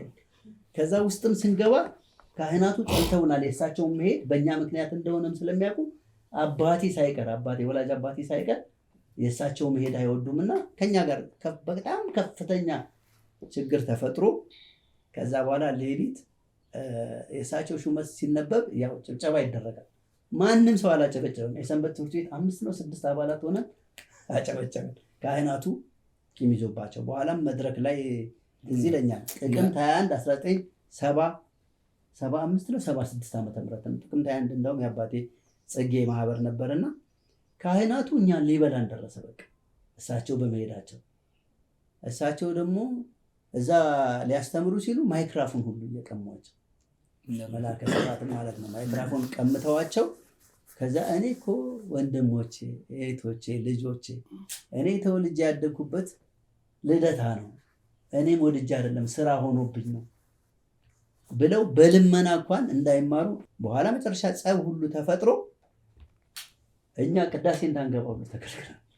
እንደውም ወጣቶች ዲያቆኖች ነበሩ እነ ብርሃኑ ምናምን እነሱ ደጅ ሰላም እንዳይገቡ ቅዳሴ እንዳይገቡ ሁሉ ተከልክሏል። በዚህ ምክንያት የሰንበት ትምህርት ቤት አባላት ሆነው እዚህ ከኛ ጋር እየኖሩ አለቃችንን አባረሩ ተብለው እንደዚህ አድርገዋልና ከዚያ በኋላ እንግዲህ ሰንበት ትምህርት ቤቱ እየተደራጀ መጥቶ እስከ 76 ዓመተ ምህረት ድረስ በጥሩ ሁኔታ ይዘነው ነበር። 75 መጨረሻ ላይ 76 መጀመሪያ ላይ ሰንበት ትምህርት ቤቱ የመጀመሪያ የሰበካ ጉባኤ ተወካይ ሲመረጥም የመጀመሪያው ተመራጭ እኔ ነበርኩ። በአጋጣሚ እኔ ተመርጬ ገና የመጀመሪያውን ስብሰባ እንደተሰበሰብኩ እኔ በስራ ምክንያት ወደ ሌላ ክፍለ ሀገር ተመድቤ ሄድኩኝ። ከዚያ በኋላ የሰንበት ትምህርት ቤት አባል ያልሆነ ደብረ ጽዮን ታስታውሳላችሁ? በኋላ ነበር ደብረ ጽዮን የሰንበት ትምህርት ቤቱ ተወካይ ሆኖ የሰበካ ጉባኤ አባል ሆኖ ግን የሰንበት ትምህርት ቤት አባል አልነበረም። እና ሰፊ ነው ብቻ እንደዚህ በዚህ ሰዓት ዘርዝረን የምናበቀው አይደለም። የአባ ልብሰ ወርቅ ተማሪ ነዎት። እስቲ አባን እንዴት ነው የሚገልጿቸው? ስለ አባ ልብሰ ወርቅ እኔ ተናግሬ መግለጽ ይከብዳል። በእውነት ለመናገር ብዙ መነኮሳት አይተናል። እሳቸው በአገልግሎት የበቁ ንጽህናቸውን የጠበቁ በእውነት ታላቅ አገልጋይ አባት ናቸው እና ቂርቆስ ዛሬ እንዲህ የተትረፈረፈ ዲያቆን መገኛው እሳቸው ናቸው እና በእኛ የመጀመሪያዎቹ በ69 ዓመተ ምህረት የውዳሴ ማርያም ሀ ብለን የጀመርነው እሳቸው ጋር ነው። ያኔ እንግዲህ በ69 ዓመተ ምህረት ጀመርን። በ70 ዓመተ ምህረት ህዳር 30 ቀን 12 ልጆች ለክህነት አድርሰው 12 ሄድን። ያኔ እንዳሁኑ ዝም ብሎ ክህነት አይሰጥም። የተለያዩ ፈተናዎች ነበሩ። በፈተና 3 ልጆች ብቻ አለፍን እና 3 ልጆች ብቻ ነን በህዳር 30 የተካኑ። ከኔ ጋር ከተካኑ አንዱ የሳንቴ ባለቤት የሳንቴ ሕክምና ማዕከል ኮሌጅ ምናምን ባለቤት ዲያቆን ልሳነ ሰይፉ ይባላል። ከኛ ጋር የተማረው አንዱም ደግሞ በህይወት የለም። 3 ሆነን የተካኑ እና አባ ልብሰ ወርቅ እንግዲህ ከዛን ጊዜ ጀምሮ እያንዳንዱ ሰው በአገልግሎት ሲኖር ድካም አለ፣ ስጋዊም ድካም አለ፣ መንፈሳዊም ድካም አለ። ብዙ ነገሮች አሉ፣ ብዙ ቻሌንጆችም አሉ በህይወታችን የሚደርስብን ውጣ ውረድ። እሳቸው በህይወት ታመው ይህን ያህል ዓመት አንዲት ቀን ተበሲ ማርያም ሲደርስ አንዲት ቀን ተሳስተው ቀርተው አያውቁም። አንዲት ቀን እኔ አገልግሎት እንደ አባ ልብሰ ወርቅ ማንንም መተካት አይቻልም። ማንም እውነት ለመናገር እኛ ካለፍንም በኋላ እነ ገብረ ስላሴ ያውቃሉ፣ ስለሳቸው ብዙ ማውራት ይችላሉ። እሱም የእሳቸው ተማሪ ነው። ነገር ግን እንደ አባ ልብሰ ወርቅ በህይወት አሁንም እኮ አይታቸዋል። ዛሬም ተመልከቱ፣ ዛሬም በአገልግሎት ላይ ነው ያሉት። ይህን ያህል ዘመን ያለ ማቋረጥ ያለ አንዲት ቀን ሳይቀሩ። ብዙዎቻችን እኮ በተለያየ ምክንያት በህመምም በስጋዊ ፈተናም እንደዚሁ በተለያየ ምክንያት ከአገልግሎት እንርቃለን። እሳቸው መደበኛ አገልጋይ ስለሆኑ አይደለም፣ ግን የአገልግሎት ፍላጎታቸው የአገልግሎት ብቃታቸው እግዚአብሔር የሰጣቸው ታላቅ ጸጋ ለአገልግሎት የተሰጣቸው ጸጋ የተለየ ስለሆነ እስካሁን ድረስ አንድም ሰው አይቀድማቸውም። ሌሊት ቤተክርስቲያን ሀ ብሎ ሲደወል የመጀመሪያው ቤተ መቅደስ ውስጥ የሚገቡ ቤተክርስቲያን ውስጥ የሚገቡ የመጀመሪያው እሳቸው ናቸው። እሳቸው በስማም ብለው ነው የሚጀምሩ። 69 ዓመተ ምህረት ነው እያልኳቸው ያለው። አሁንም ግን ሳይቋረጥ የእውነቴን ነው የምላቸው፣ አንድ ቀን ሳያቋርጡ አሁንም ሲከፈት መጥተው በስማም የሚሉ እሳቸው ናቸው። ይሄ በጣም ለተለዩ ሰዎች የሚሰጥ ከእግዚአብሔር የሚሰጥ ጸጋ ብቻ ነው እና ይሄን ጸጋ ያላቸው አባት ናቸው። አሁንም በአገልግሎት ላይ ነው ያሉት እና የመጀመሪያው የእሳቸው ተማሪ ነን እና ስለሳቸው እኔ እውነት ብዙ ማለት ይቻላል። ሌሎችም እነ ገብረ ስላሴ እሳቸው ተማሪ ናቸው፣ ብዙ ማለት ይችላሉ። እኔ ግን በጣም ማደንቃቸው በቃ በአገልግሎታቸው ነው። አንዲት ቀን ሳያቋርጡ እውነቴን ነው የምላችሁ። ምናልባት በመካከል ምናምን የለም። አባቶቻችን እኔ አባቴ ካህን ነው፣ ሌሎችም አውቃለሁ በተለያየ በስጋዊ ፈተና ይቀራሉ። እሳቸው ስጋዊ ፈተና አሸንፏቸው አያውቅም። ሳያቋርጡ ቤተክርስቲያንን የሚያገለግሉ እያገለገሉ እያገለገሉ የኖሩ ታላቅ አባት ናቸው። አሁንም ረጅም እድሜ ከጤና ጋር ይስጥልን። አሜን። ለሊቀ አበው አባ ልብሶ ወርቆርቄ ረጅም እድሜ ይስጥልን፣ የእሳቸውን አይነት አባቶች ያብዛልን። እስቲ ወደ ጨዋታችን ሄደ። እንግዲህ ቀሲስ ያው ብዙ ነገሮች እያጫወተን ነበረ። ውድ ተመልካቾቻችን እንኳን በድጋሚ ለትንሣኤ በዓል በሰላም አደረሳችሁ። የዛሬ ጨዋታችን እንግዲህ ከቂርቆስ ወየሉጣ ማህበርተኞች ከደቂቀ ነበልባሎች ጋር ከወሉደ ብርሃን ሰንበት ትምህርት ቤት አባላት ጋር ነው እንግዲህ ጠቅለል ባለ መልኩ ጨዋታ የምናደርገው። አሁን ዲያቆን አስራት እስቲ ጥያቄን ወደ አንተ ላምጣ። ሰንበት ትምህርት ቤቱ እንግዲህ በሊቀመንበርነት መርታል። እስቲ የነበረው ሁኔታ፣ የፋይናንስ አጠቃቀማችሁ፣ የነበሩ ሁኔታዎች፣ የትምህርት አሰጣጡ፣ ቦታዎች እንዲህ ጠቅለል ባለ ሁኔታ እስቲ ትዝታዎቹን እስቲ ልትነግረኝ እስቲ እንግዲህ አጫውተን ለሁላችንም። እሺ፣ መጀመሪያ ልብ አመሰግናለሁ። ያው በድጋሚ እንኳን ለብርሃነ ትንሣኤው በሰላም በፍቅር አደረሰን። ሀገራችን ኢትዮጵያን ሰላም ያደርግልን። ትልቁ ነገር በዚህ ሰንበት ትምህርት ቤት ላይ ብዙ ደስታዎች፣ ብዙ ችግሮችን አይተንበታል። ለምሳሌ አሁን ቅድም እንደተናገረው ሰንበት ትምህርት ቤታችን በወቅቱ ቀደም ሲል ቀሲስ መለሰ እንደተናገረው በትልቅ ፈተና በግለሰብ ቤት የነበረውን የሰንበት ትምህርት ቤት ጽሕፈት ቤት እና የሰንበት ትምህርት ቤቱን አዳራሽ ከሀገረ ስብከቱ ከነበሩት ኃላፊዎች ጋር በመነጋገር በደብዳቤ ከተቀበሉ በኋላ ያን አዳራሽ ከተረከብን በኋላ ያው እነመለሰ እያሉ እኛም በማህበሩ በሰንበት ትምህርት ቤት ውስጥ አብረን እንካተት ነበረ። ያኔ እየተከታተልን በነበረበት ሰዓት ላይ ዛሬ እንደምንመለከተው ቴክኖሎጂም የረቃ አልነበረም። ያው ያችን 15 መጽሐፍ ቅዱስ ቀሲስ መለሰ ያስመጣታለች።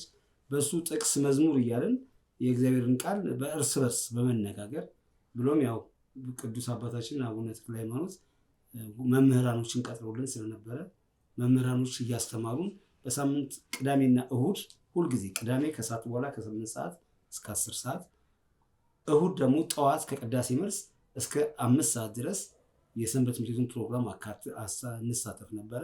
ያን የነበረን ደስታ ልዩ ነበር።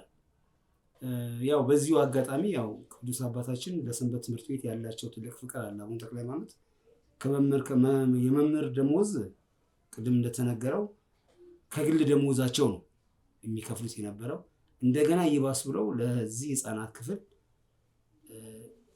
ቁጥሩን በውል ባላስታውሰውም በጣም ረጅም በጣም ብዙ የሆነ ስንዴን ሰጥተውናል።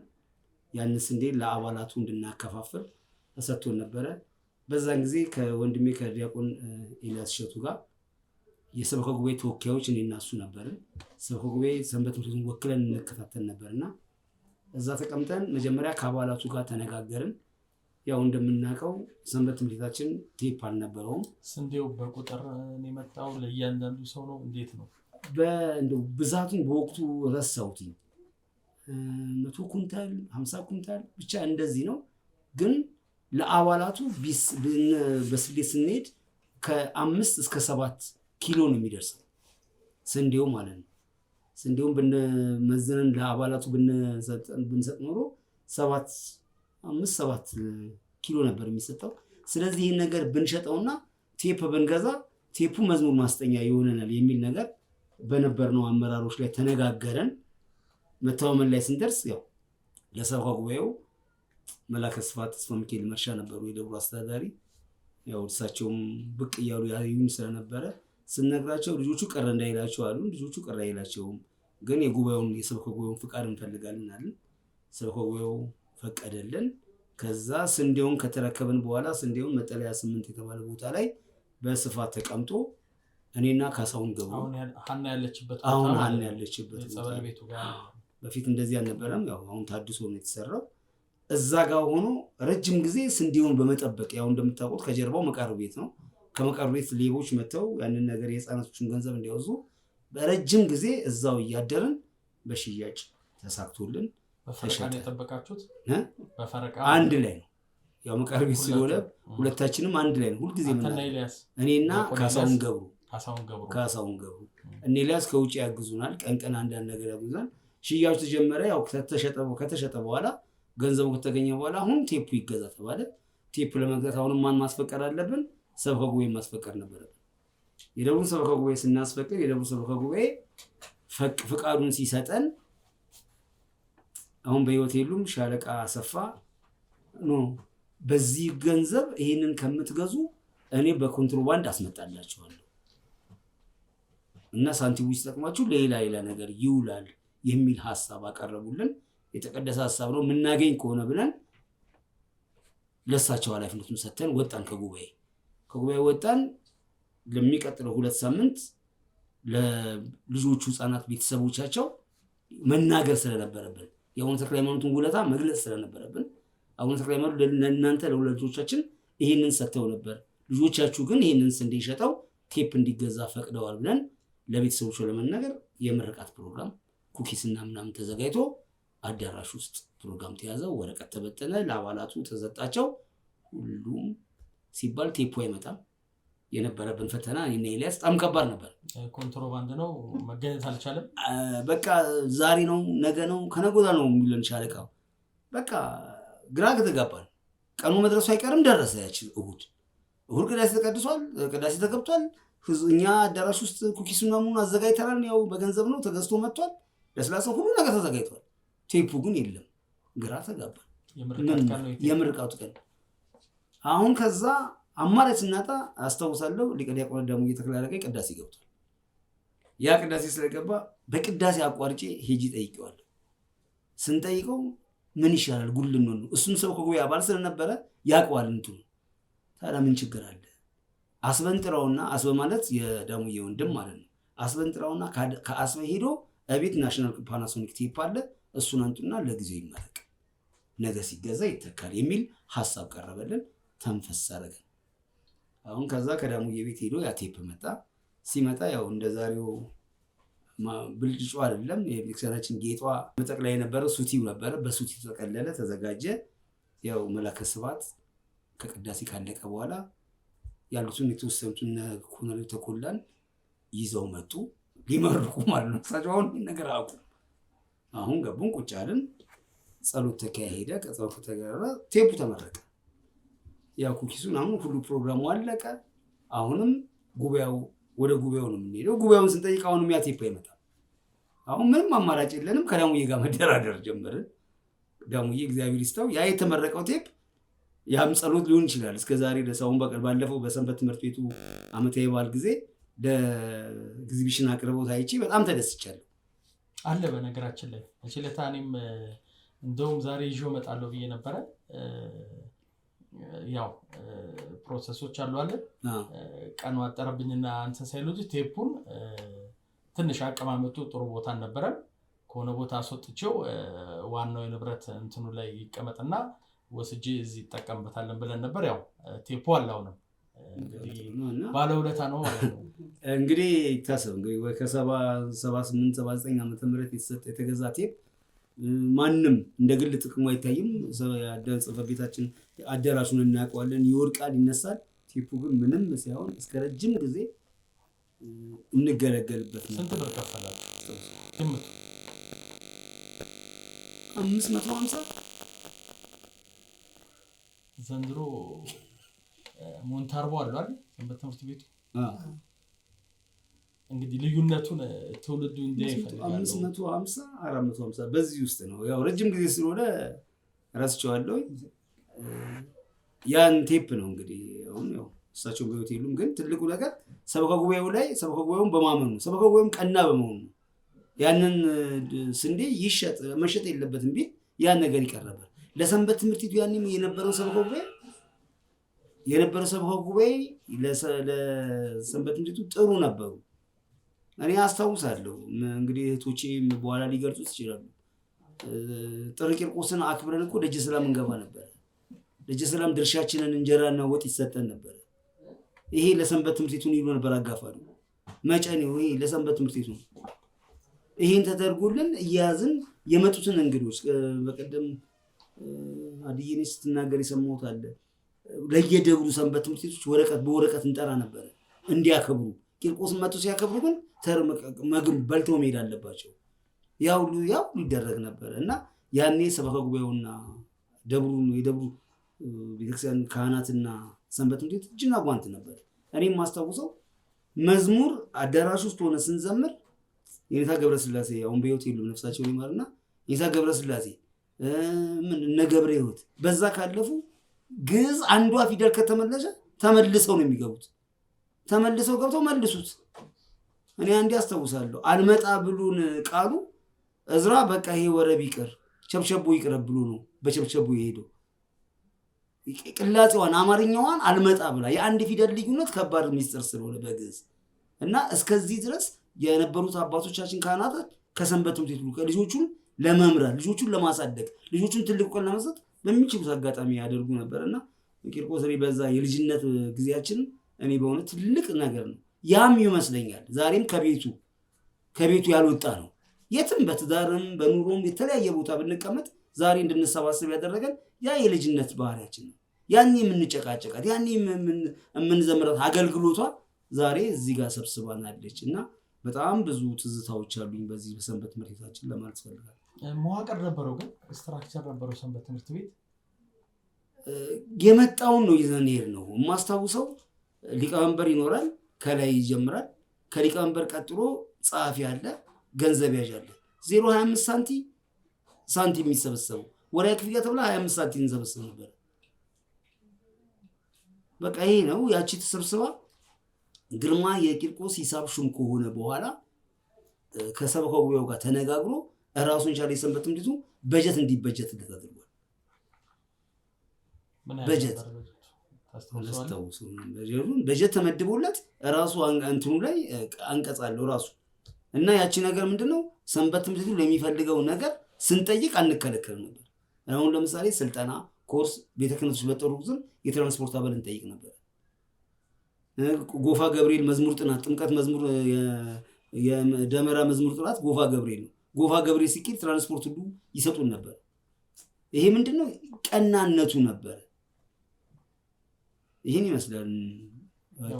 ቀናነቱ እንዳለ እንኳን የሚያስታውቀው ያው የቴፑ ሂደት ያስታውቃል። ሁለተኛ አባቶች እንግዲህ የተበላሸች ነገር ሲኖር ለማስተካከል ማምጣታቸው ቅንነት ምን ቸገረኝ የሚባል ነገር አለመኖሩ ያሳይ። ይሄ ነው መቀጠል ያለበት ሂደት ትራዲሽን መሆን ያለበት ብለን የምናስበው ይሄን ነው። እንግዲህ ያው መዋቅር እንግዲህ ያው ሊቀመንበር፣ ጸሐፊ፣ ሂሳብ ሹም ሌላ ነገሮች አይኖርም። ህፃናትና ወጣቱስ እንዴት ነበር? አሁን ያው ህፃናት ክፍል የወጣት ክፍል አለ። ያኔም በቃ አንድ ላይ ነን። በቃ እኔ የማስታውሰው አዳራሹ ተዘግቶብን አዳራሹ ከዛ ልጅ ሰላም አድርገውብን ነበር ለተወሰነ ጊዜ። አሁን ልጅ ሰላም ከሆነ በኋላ ማታ የኛ ልጆች እንዲጠቀሙ ቀን እነሱ እንዲጠቀሙበት ሆነና ሽታው ልጆቹን ያማቸው ጀመር። ከዛ በኋላ እዛች ደግሞ ሾላው ስር ድንጋይ ላይ እየተቀመጥን አሁን ወንበር ለዛሬ ሰንበት ትምህርት ቤቱ ወንበር ለመግዛት በ5,000 በ6,000 ብር ሰዎች ፕሮሚስ እያስገባ ነው። ያኔ ግን ድንጋይ አፈርን ጠርገው ነበር ህፃናቱ የሚቀመጠው። በቃ ትልቁ ነገር እዛች ቦታ ላይ ጥናት አለ ከተባለ የሚቀርሰው የለም። ጥናት ከተባለ መዝሙር ነው። መዝሙር ሲጠና እያንዳንዱ አቴንዳንስ ይያዛል። 3 ቀን 4 ቀን የቀረ ልብስ አይለብስም። ዩኒፎርማችን ትንሽ ነች። እኔ የማስታውስ ቢጫውን ልብስ አንዷ በዝዬ ነች መሀላችን ዛሬ ያለች ትሳል ነበረ። ቅዱስ ቂርቆስ ይህንን ቢጫ ልብስ እንድለብስ አድርገኝ እና ምንድነው ቢጫና ቀይ ከፋይ ነበረች። ቀይዋ ቢጫና ቀይ እና ነጭ ነው። ነጩ ያው እንትን ስለዚህ ሰው ሁሉ እስከዚህ ድረስ አንድ ቀን ከቀሩ ያቺ ነገር ስለሚቀርባቸው ለሚቀር ሰው አይኖርም። መጠለያው ይሞላል። ከዛ አዳራሽም ገብተን አዳራሽ ያቺ ሰው ጽፈት ቤት ተመልሳለች። ዩኒፎርም ያለው አንድ ኮሜዲኖ አለች። እዛ ኮሜዲኖ ልብሱ ተጠቅጥቋል። ከዛ ልብስ ማደር ላይ በቃ ጦርነት ነው። ህፃናቱ ሲያለቅሱ አብረ መረበሽ ነው እና እንደዛ ነው። ግማሹን የክላሰር ኮፍያ እንሰራለን። የክላሰር ኮፍያ አልቀበል የሚላል ህፃኑ ያለቅሳል። በቃ ቤተሰቦቻቸው ይመጣሉ፣ ያለውን ችግር እናስረዳለን። እንደዚህ ነበር ያለፈው። እንግዲህ ያው ዘመናት በቀጠሉ ቁጥር ያው ትልቁ ነገር ከክርስትና ከእምነት ውጪ እኔ ስነ ምግባር ትልቅ ቦታ ያለው ይመስለኛል። አሁን ላላችሁት ለእናንተ ደግሞ ትልቁ መሰረት የስነ ምግባር ጉዳይ ይመስለኛል፣ የስነ ስርዓት ጉዳይ ይመስለኛልና በዚህ ላይ እስቲ በወቅቱ ሰንበት ትምህርት ቤቱ እንደ ሰንበት ትምህርት ቤት፣ ቤተክርስቲያን እንደ ቤተክርስቲያን፣ ግለሰቦች እንደ ግለሰብ ያደረጉት ነገር ካለ በዚህ አጋጣሚ የምናነሳቸው የምናከብራቸው ሰዎችን ጠርተን አስታውሰን ብናልፍ ደስ ይለኛል ብዬ ነው። እስቲ አስራት ወደ አንተ ልምጣ። እንግዲህ ያው ሊቀመንበር ስትሆን አንዳንዴ ብዙ ነገር ይመጣል አይደል? አዎ ትክክል ነው። ቅድም ሳላነሳው በማለፌ ይቅርታ። ትልቁ ሰንበት ትምህርት ቤታችን ያው የስነ ስርዓት ኮሚቴ የራሱ ቅድም ካነሳቸው ላይ ሊቀመንበር፣ ጸሐፊ፣ ገንዘብ ያዥ እንዳለ ሁሉ ስነ ስርዓት ኮሚቴም አለ፣ መዝሙር ክፍልም አለ። በስነ ስርዓት ኮሚቴነት ትልቁን ስራ ይሰራልን የነበረው ካሳሁን በባህሪው ቁጡም ስለሆነ ከኔ የበለጠ ስለሚቆጣ ህፃናቶቹ በጣም ይፈሩታል። ፕሮግራም ካለቀ ግቢ ውስጥ ሰው እንዳለ ይላል። ምክንያቱም ግቢ ውስጥ መንዘላዘል እንዳይኖር ሰው ለጸሎት የሚጸልይ ሰው በስነ ስርዓቱ ጸልዩ መሄድ ስላለበት እየዞረ ትልቁን ስራ ይሰራልን የነበረው ካሳሁን ገብሩ በስነ ስርዓት ኮሚቴ። በመዝሙር ኮሚቴነት ደግሞ እንደዚሁ ነፍሱን ይማረውን በህይወት የለም ጋሻው ማርዬና ዋጋዬ ፍቅረየስ በቃ ልጆቹን ከአባቶች እየተቀበሉ ወደ ልጆቹ የሚያመጡልን አሁንም ቢሆን ያ እንትን አሁን እዚህ ማህበራችን ላይ መዝሙር ከተበላሸ ቆይ ብላ ነው የምታስቆመው ዋጋዬ። አሁንም ማለት ምንድነው ያኔ የተለመደ ነገር ስለሆነ ስለዚህ ብዙ ልጆች አገልግሎት ላለ ኤልያስ ሸቱም በስነ ጽሁፍ ከዛ በኋላ ጠንከር እያልን በምንመጣበት ሰዓት እኮ ነው እነ ስነ ጽሁፍ ፍለጋ በየአድባራቱ መዞር በትምህርት ክፍል ራስን ለማብቃት ልጆቹን ሰንበት ተማሪዎቹን በሶስት ቡድን ተከፍሏል። እምነት፣ ተስፋ፣ ሰላም ባለተሳሳት በዛ ተከፍሎ ሁሉም የቅዳሜ ውድድር ነበር። ዛሬ የእምነት ፕሮግራም ከሆነ እምነቶች ናቸው መርሃ ግብሩን የሚይዙት ከመጀመሪያ እስከ መጨረሻ በሚቀጥለው ሳምንት። ስለዚህ የዛን የሚያቀርቡትን ነገር ብስራተ ገብርኤል ምስኪያዙን መሯራት ተጀምሮ ነበር።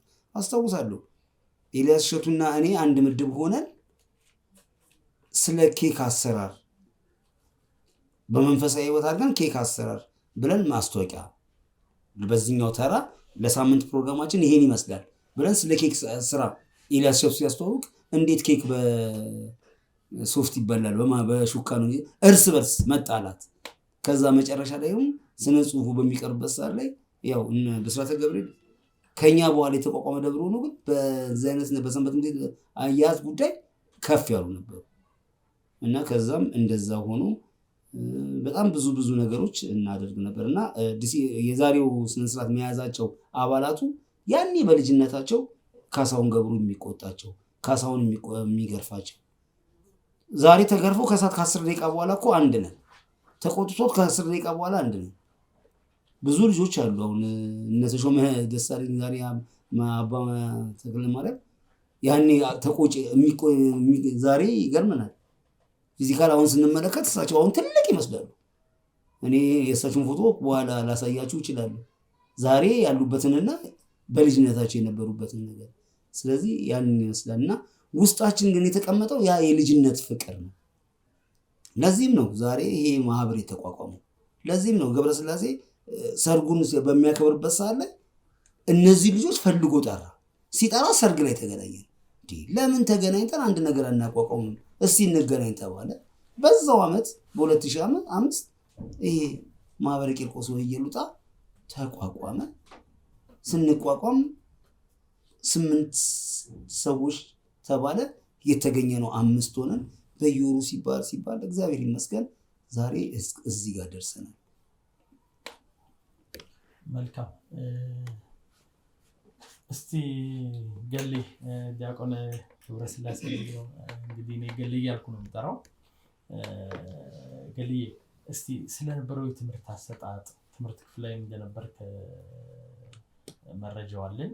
እስቲ የነበረው ሂደቱ ኮርስስ በወቅቱ ተጀምሮ ነበር እንዴት ነው የሚለውን ነገር ጥሩ። እንግዲህ ምናልባት በአስራት ላይ አንድ ቃል ጨምርና ወደ ተጠየቁ ትገባለን። ምናልባት የዚህ የስነ ስርዓት ኮሚቴ በጣም ጠንካራ የነበረ ቅድም ተናግሮታል ወንድማችን ካሳሁን ገብሩ ነበረ እና በዚሁ አጋጣሚ ያው ወደ ሌሎች አድባራት ለንግስም ለምንም በሚካሄድበት ሰዓት ጊዜ አዳር ክልክል ነበር እና ከማስታወሰው አንዱ ጥር 21 መናገሻ ሰበታ ቤተ ደናግል አዳር ሄደን ልናነግስ ሄደን እና ለፕሮግራም ስንመጣ ግን በሚቀጥለው ጊዜ ላይ ወላጅ ሳንይዝ እንዳትመጡ ነው የተባለ። እንግዲህ በዛን ሰዓት ምን ያህል ጠንካራ እንደነበረ ለይህን ለማስታወስ ነው እና ቤተ ደናግል ሄድን ሰዎች ጥር 21 አንግተን ስንመለስ በሳምንት ወር ፕሮግራም ስንመለስ ግን ወላጅ ይዘን መተን ነው ወደ ፕሮግራም የተቀላቀል ነው። ምክንያቱም ለምን ሳናስፈቅድ ስለሄድን ብቻ እና አዳር ክልክል ነበረ። ይህን ለማስታወስ ነው። ሌላው ግን ወደዚህ ወደ ጠየቁበት ስመጣ እንደተባለው እንግዲህ ቀደም ባሉበት ጊዜ ላይ ትልቁ ነገር የነበሩት የመዝሙር ጥናት መዝሙር ላይ ትኩረት የተደረገበት ነበረ። ነገር ግን በኋላ ላይ እየሰፋ በሚመጣበት ጊዜ ግን የመጀመሪያው ትምህርት የተምሮ ማስተማር ጋር የትምህርት ለውጥ ተካሄደ እና በዛ ሰዓት ላይ የመጀመሪያው የኮርስ የሚሆነው 5ቱ አዕማደ ምስጢር ተምሮ ማስተማር እነ መምህር ደክሲዮስ ሽብሩ መለከት ጋዜጣ ያዘጋጁ ነበርና እነ ቀሲስ ብርሃኑ ጎበና በዛን ሰዓት ተምሮ ማስተማርን ከመካነ ሰማያት ቅዱስ ቂርቆስ ቤተክርስቲያን ወጣቶች ጋር አንድ ላይ በማዋሃድ የዛን ሰዓት እየመጡ የ5ቱ አዕማደ ምስጢርን ኮርስ ያስተምሩ ነበረ። በዛ ነው እንግዲህ ያ ኮርስ የተጀመረው 5ቱ አዕማደ ምስጢራት እና ከቤተ ክህነት ደግሞ መዝሙርና ምስጢራቱን እንማር ነበረ። ለጊዜው ስሙ ጠፋኝ፣ የምታስታውሱን ሰው ካላችሁ ያስተማረን ሰው መዝሙርና ምስጢራቱን አንድ ሰው ያስተምረ ነበር እና በዚህ ነው የዛን ሰዓት ስብከቱም ምኑም እየቀጠለ መጣ። ግን በዛ ሰዓት ላይ ከዛ በፊት ግን በነበረው ነገር ግን የሚሰጡ ጥያቄዎች ነበሩ። በተለይ በአዳር ፕሮግራም ጊዜ የትንሣኤንና የገናን የልደትን ጊዜ ከመካከላችን የጥያቄና መልስ ውድድር ነበር። እንግዲህ ከማስታውሰው አንዱ ራሴንም በጥያቄና ውድድር ብዙ ጊዜ ተሸልሜበታለሁ። በዚህ ጊዜ ላይ ግን የሚደረግ የነበረው ምንድን ነው? ጥያቄዎች አሉን። እነዛ ጥያቄዎች መጀመሪያ ቀድመ ዝግጅቶችን ጨርሰን ነው ለበዓል ጊዜ ግን ወደ ፋይናል የሚቀረብ የነበረው እና ከእነዚህም ጥያቄዎችም ከምንማራቸውም እውቀቶችም ሌሎችም ተጨምረውበት ጥያቄና መልስ ውድድር በትንሣኤና በገና ጊዜ ይደረጋል። በዛ ሰዓት ላሸነፉ መጽሐፍቶች ምኖች ሽልማት ይደረግ ነበር ለማለት ነው። እስቲ ወደ እህቶች ልምጣና ደግሞ እስቲ እህቶች እንግዲህ አሁን ስመለከታችሁ ብዙዎቻችሁ ያው ወደ መዝሙሩ ወደ ዜማው ነው ያላችሁት እና ያው መዝሙር ክፍል ላይ በመዘምራነት ላይ ነው የነበራችሁት እና እስቲ በዚህ እስቲ የነበረውን የመዝሙር ሁኔታ ቅድም አስራት እንግዲህ ሰው ስራ ስጠኝ ትምህርት የሌለታል ዩኒፎርም ይሄኛውን ልልበስ ብሎ ስለትም ነበር አሉ። አሁን ዘንድሮ የዩኒፎርም እንዲሁም ሰንበት ትምህርት ቤታችን ሌሎች ሰንበት ትምህርት ቤት ያካለው ዩኒፎርም እያካፈለ የሚሰጥበትን ሁኔታ እንዳለ አውቃለሁ። የህፃናት ክፍል በተለይ በአሁኑ ጥምቀት በአንድ ሰው ብቻ 600 ዩኒፎርም ተሰፍቶላቸዋል። አንድ ሰው ያኔ እንግዲህ እንሳል ነበር አለ ለአንድ ዩኒፎርም። እስቲ ስለነበረው ነገር እስቲ ስለ መዝሙር እና መዝሙራቱ ጋር የነበሩ ነገሮችን በዚህም የሺም አዲም ሌሎቻችሁም እስቲ አጠር እያደረጋችሁ እያዋዛችሁ እንድትነግሩ ነው ፈልገው። ማስታውሰው መዝሙር ኮሚቴ ለመጀመሪያ ጊዜ መረጠኝ ነፍሱን ይማረው እንትና ነበር ጋሻው ማሪ እና በዛን ጊዜ ደግሞ ስንመረጥ እንደዚሁ አልነበረም። ያ ጸባይ ያለ እኔ በዛ ሰዓት ላይ ብዙም ግንኙነት የለኝም፣ ዝምታ ነው ማበዛው። አሁን እግዚአብሔር ይመስገን ድፍረቱን እየመጣልኝ የመጣው አላወራም እና ሲያገለግሉ ግን ከልቤ ነው አመሰግነው። ምንም ነው ሁሉም ያመሰግናል። ከዛ እስኪ ብዙአየሁ ፈተነሽ አንቺ መዝሙር ኮሚቴ ነሻለ አንተ ኪነ ጥበብ ሲባል አንተና ማን ነው? ከየቴዲ ጓደኛ ነበር አብነት ነው አረሳው አብነት እዚህ ይለኛል እና በዛ ሰዓት ላይ እንዲህ ነበር የምንመረጠው። መዝሙርም ስናገለግል አገልግሎታችን ከዚህ ውስጥ አውጥተን ነው የምናገለግለው። ቆመን ዛሬ ከሰኞ ቅዳሜና እሑድ ይባላል። የቅዳሜ እንዲህ እንዲያዘጋጁ እንባላለን። ከአዋዝ ከስባት ይዘጋጃል። አንድ ሰው ይሄን ይዘምራል፣ አንድ ሰው ደግሞ ጥቅስ ያነባል። ከዛ ውጪ ብዙ አገልግሎት የለንም። እንቆማለን። አንድ መዝሙር አንድ ሰው ይዘምራል፣ ከዛ ደግሞ አንድ ሰው ተነስቶ ደግሞ ጥቅስ ያነባል። እንዲህ ነበር ህይወታችንን የምናሳልፈው እና በዛ ሰዓት ላይ አሁን ትንሽ ከመዝሙሩ በፊት ቀደም ብዬ ልናገር የፈለኩት የብፁዕ አቡነ ተክለ ሃይማኖት የእሳቸው በረከት የእሳቸው ጽናት ይመስለኛል እስከዚችም ሰዓት እኔ ያቆመኝ ብዬ የማስበው እና እሳቸው የመጡለት እንዲህ ነው። ቆመው እንዳዩን እጃቸው እንዲህ ነው የመቱት። እየመቱ እንዲህ እናንተ ብቻ ናችሁ እንደ ሰማዕቱ የቅዱስ ቂርቆስ ልጆች፣ ሌሎቹ ሲታሉ የቂርቆስ ልጆች ይሄ ሁሉ ከተማ ቂርቆስ አይደል እንዲህ ያለው ብለው ትንሽ ነበርና አጋጣሚ እና እጃቸውን መቱና በሉ ብለው ቡራኪያቸውን ተቀበለ። እንዴት ነው ትኩስ እንጀራ ስታዩ ርቧችሁ ለመብላት እንደምትጓጉት የዛ ሰዓት ነው በቃ የኔ ውስጥ ፍንቅል ብሎ እሳቸው ላይ ልቤ ላይ ያረፈው እና በዛ ሰዓት ላይ አባታችን ትንሽ ጽናት የሰጠኝ የእሳቸው ምርቃት የእሳቸውን በረከት በማግኘቴ ነው ብዬ አስባለሁ። ከዛ በመቀጠል ደግሞ ብርሃኑን ማረሳው ለቅዳሴ በጣም ያነሳሳናል፣ ያስጠናን ነበረ እና በዛ ሰዓት ላይ ቀድሞ የመጣ ሽልማት ይሸልማል። ምን ጊዜም በቃ አንድ መሸለም ያለበት አርፍዶ የመጣ የተወሰነች ይሰጣል። ቀድሞ የመጣ ግን ሁለት እያደረገ ነው መጽሐፍቶች ይሸልመናል። ያ መጽሐፍ ደግሞ የትንሳኤ መጽሐፍ ናት። ትንሳኤ ትላለች እና በዛን ጊዜ ትንሽ ዋቴ መሲም አለች ከኔ ጋር ትዕግስት ሆነ እነ ቅድስት ይመር በር ላይ ያጋጠመኝን በዛች ሰዓት ላይ ሌሊት 8 ሰዓት ወጣን ከፍቅሩ ከቅዳሴው በጣም ለቅዳሴ ያለን ፍቅር የተለየ ነው እና 8 ሰዓት ወጣንና አስፋልቷ ጋር ስንደርስ ያልጠበቅነው ሰው መጣብን ከፊት ለፊታችን ነው። በጣም ጠቆር ያለ ሰው ነው መጣና እናንተ አለን አቤት ሲል በዚህ ሰዓት ምን ታረጋላችሁ አለን። ወደ ቤተ ክርስቲያን ለማለት አንደበታችን ተሳሰረ። ቤተ እያልኩ ያለው እነሱ ስሬ ገብቷል ህፃናቶች ስለሆኑ ቀድሞ ያገኘው ማንን ነው? እኔን ነው። ግጥም አድርጎ በጥፊ መታኝ። ከዛ ዞር ብለን ብናየው ያ ሰውዬ ጋር መጣን። ተያይዘን ወደ ቂርቆስ ነበር እየተሯሯጥን የሄድነው። በዛች ሰዓት ላይ ተስዬ የነበረው ትዝ ይለኛል ለመድኃኔዓለም ነበር ዝክሩ። የመድኃኔዓለም በዓል ነበረ። ለዛ አልተሳካልኝም ነበር። በቃ ዛሬ ብርሃኑ ሲመጣ እንግዲህ ዩኒፎርም የሚሰጠን ከሆነ ቢፈቅድ እግዚአብሔር ቢጫውን ዩኒፎርም ትዕግስት ምን ይመስልሻል እላታለሁ። የጎረቤት የነበረች እግዚአብሔር ከፈቀደ ምን እንዲሁ የቱን ብታረጊ ደስ ይልሻል ትለኛል። ቢጫውን ዩኒፎርም ከሰጠኝ 10 ሳንቲም ለሰማዕቱ ለቅዱስ ቂርቆስ አስገባለታለሁ ብዬ ተንበርክኬ መድኃኔዓለም ያዋለች አለ አጠገባችን መድኃኔዓለም ጋር ቆሜ ተንበርክኬ ለመንኩት። ያቺ በጥፊ የተመታሁት ያቺ ዩኒፎርም አልታየችኝም። በቃ ባንኜ ቤት እዛው ገባው። ያው እንትኑ ተሰጠን የትንሳኤው መጽሐፍ ተሰጠን። መናገር አቅቶናል፣ ደንግጠናል፣ ተረብሸናል በዛ ሰዓት ላይ እና ያቺ ትዝታ አረሳት። ከዛም ሌላ ትዝታ የህፃናቶችን ሰብስቤ ስናጠና የልጆች ክፍለ ጊዜ ነበረ።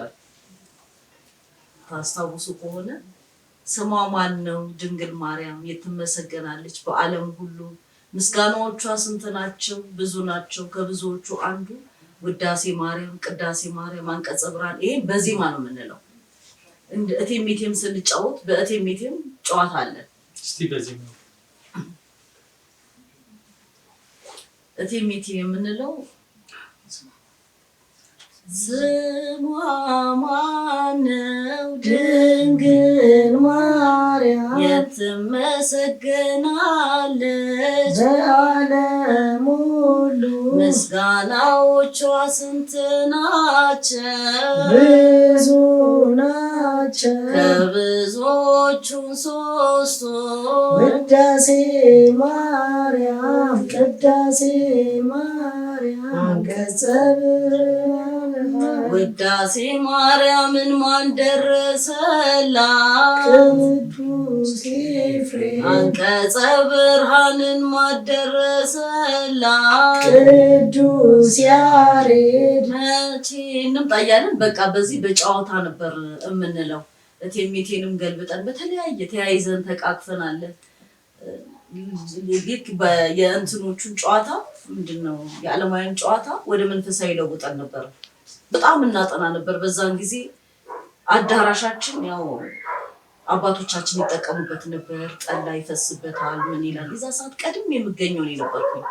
ያችን አጽድቼ ምን ብዬ እጣን ነው ዴሊ ሁሌ ማደርገው እና አንድ አባት ማረሰው የልጅነቴ ስለሆነ ነው አንቺ ያሉኝ ፍቅርተ ማርያም ነው የሚሉ ምንድነው ሁሌ ዘላለም ዓለም እያመጣሽ እጣን የምታጭሱ ምን ማለት ነው አሉኝ። እና ወደ ሌላ ተርጉሞ ሲናገሩ ውስጥ የተረበሸ እና አለቀስኩ። መድኃኒዓለም ሄጄ ያችን አረሳትም እና በፍቅር ነው በቃ የኛ አገልግሎታችን ልምንመጣውም የምንሄደውም የተለየ ነው። በቃ ፍቅራችን ይሄ ነው ልንላችሁ አልችልም እና እንዴት እንደምገልጸው ግራ ይገባኛል። ይሄን ይመስል ነበር። መዝሙሩንም ስናጠና በፍቅር ነው። ትምህርት ቤት ደርሰን ስንመጣ ደብተራችንን ጥለን ሮጠን ቂርቆስ ለመሮጥ ነው። አገልግሎቱ ለየት ያለ ነው። እዚህ ደረጃ ይመስላል። ስለቱ በሞላልሽ? አዎ ተሳካልኝ። ቢጫውን ዩኒፎርሜን ለብሻታለሁ። መልካም። እንግዲህ ያው ጨዋታው አያልቅም። አሁን እንግዲህ እስካሁን ይህን ረጅም ሰዓት ስለ ሰንበት ትምህርት ቤት ነው ብዙ የተነጋገርነው፣ ብዙ የተጨዋወትነው። በቀጣይ ወደፊት ሰፊ ነገር አድርገን በምንኩስና ያሉ አባቶቻችን፣ ሌሎች እህቶቻችን፣ ወንድሞቻችን ጨምረን በሰፊው እናወራለን። የተረሳ የምትሉት ነገር ካለ ጠራጠር አድርጋችሁ እንትን የምትሉት ነገር ካለ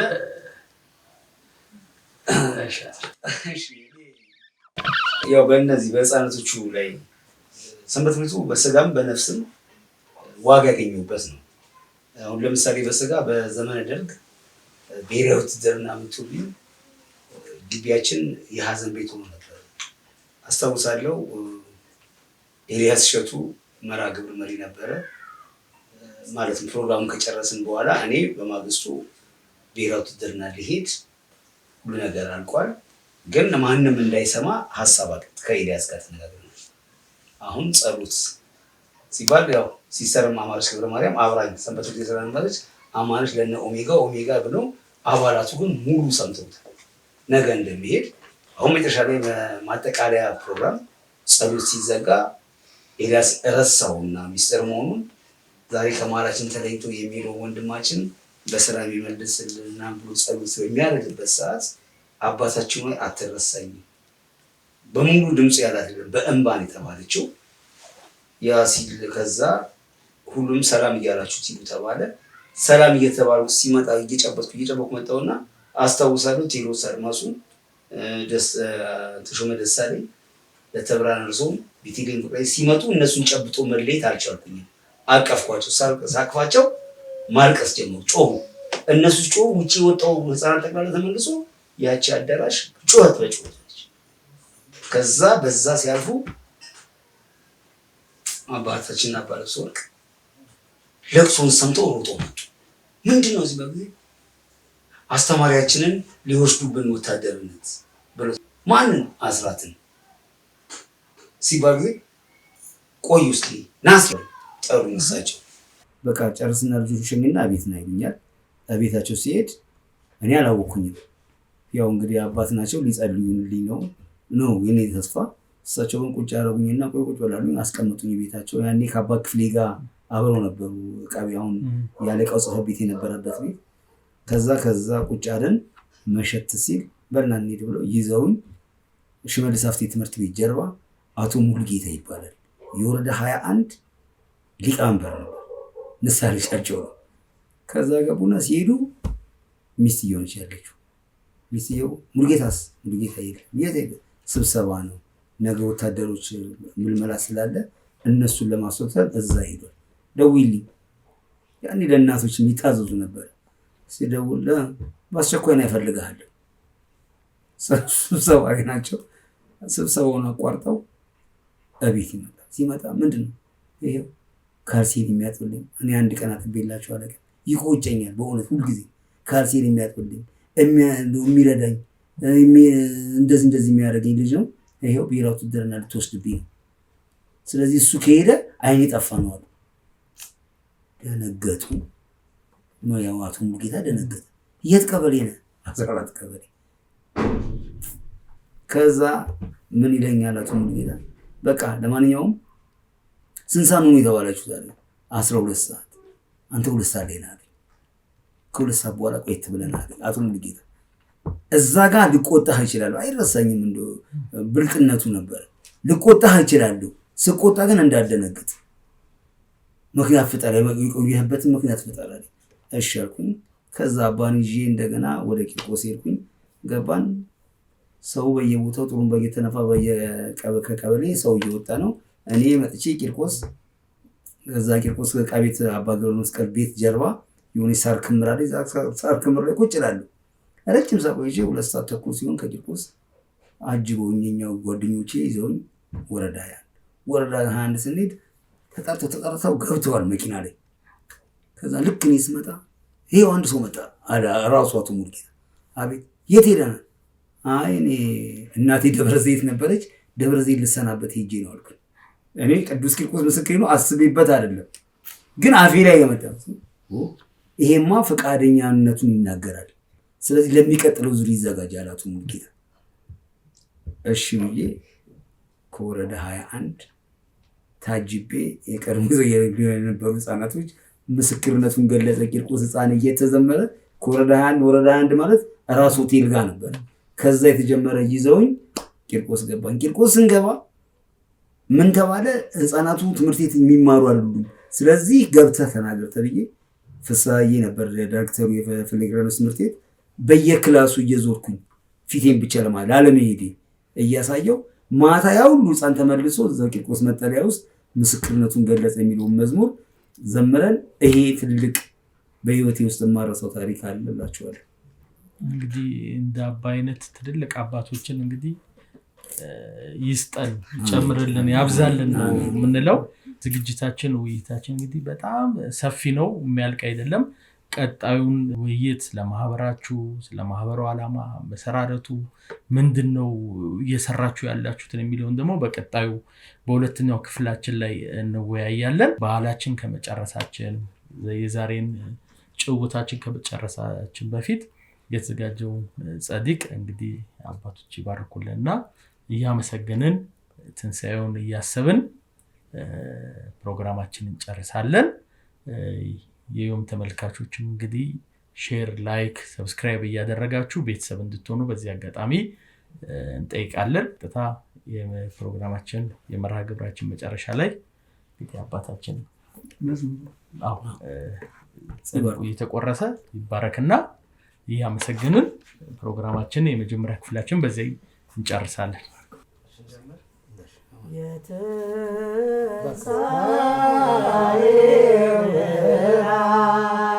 የሰው ልጅ ሕይወት አዳምን መለሰው ከወጣበት ቤት አዳምን መለሰው ከወጣበት ቤት እሰየ ምስራች ደስ ይበላችሁ ሞትን ድል አድርጎ ተነሳላችሁ ሞትን ድል አድርጎ ተነሳላችሁ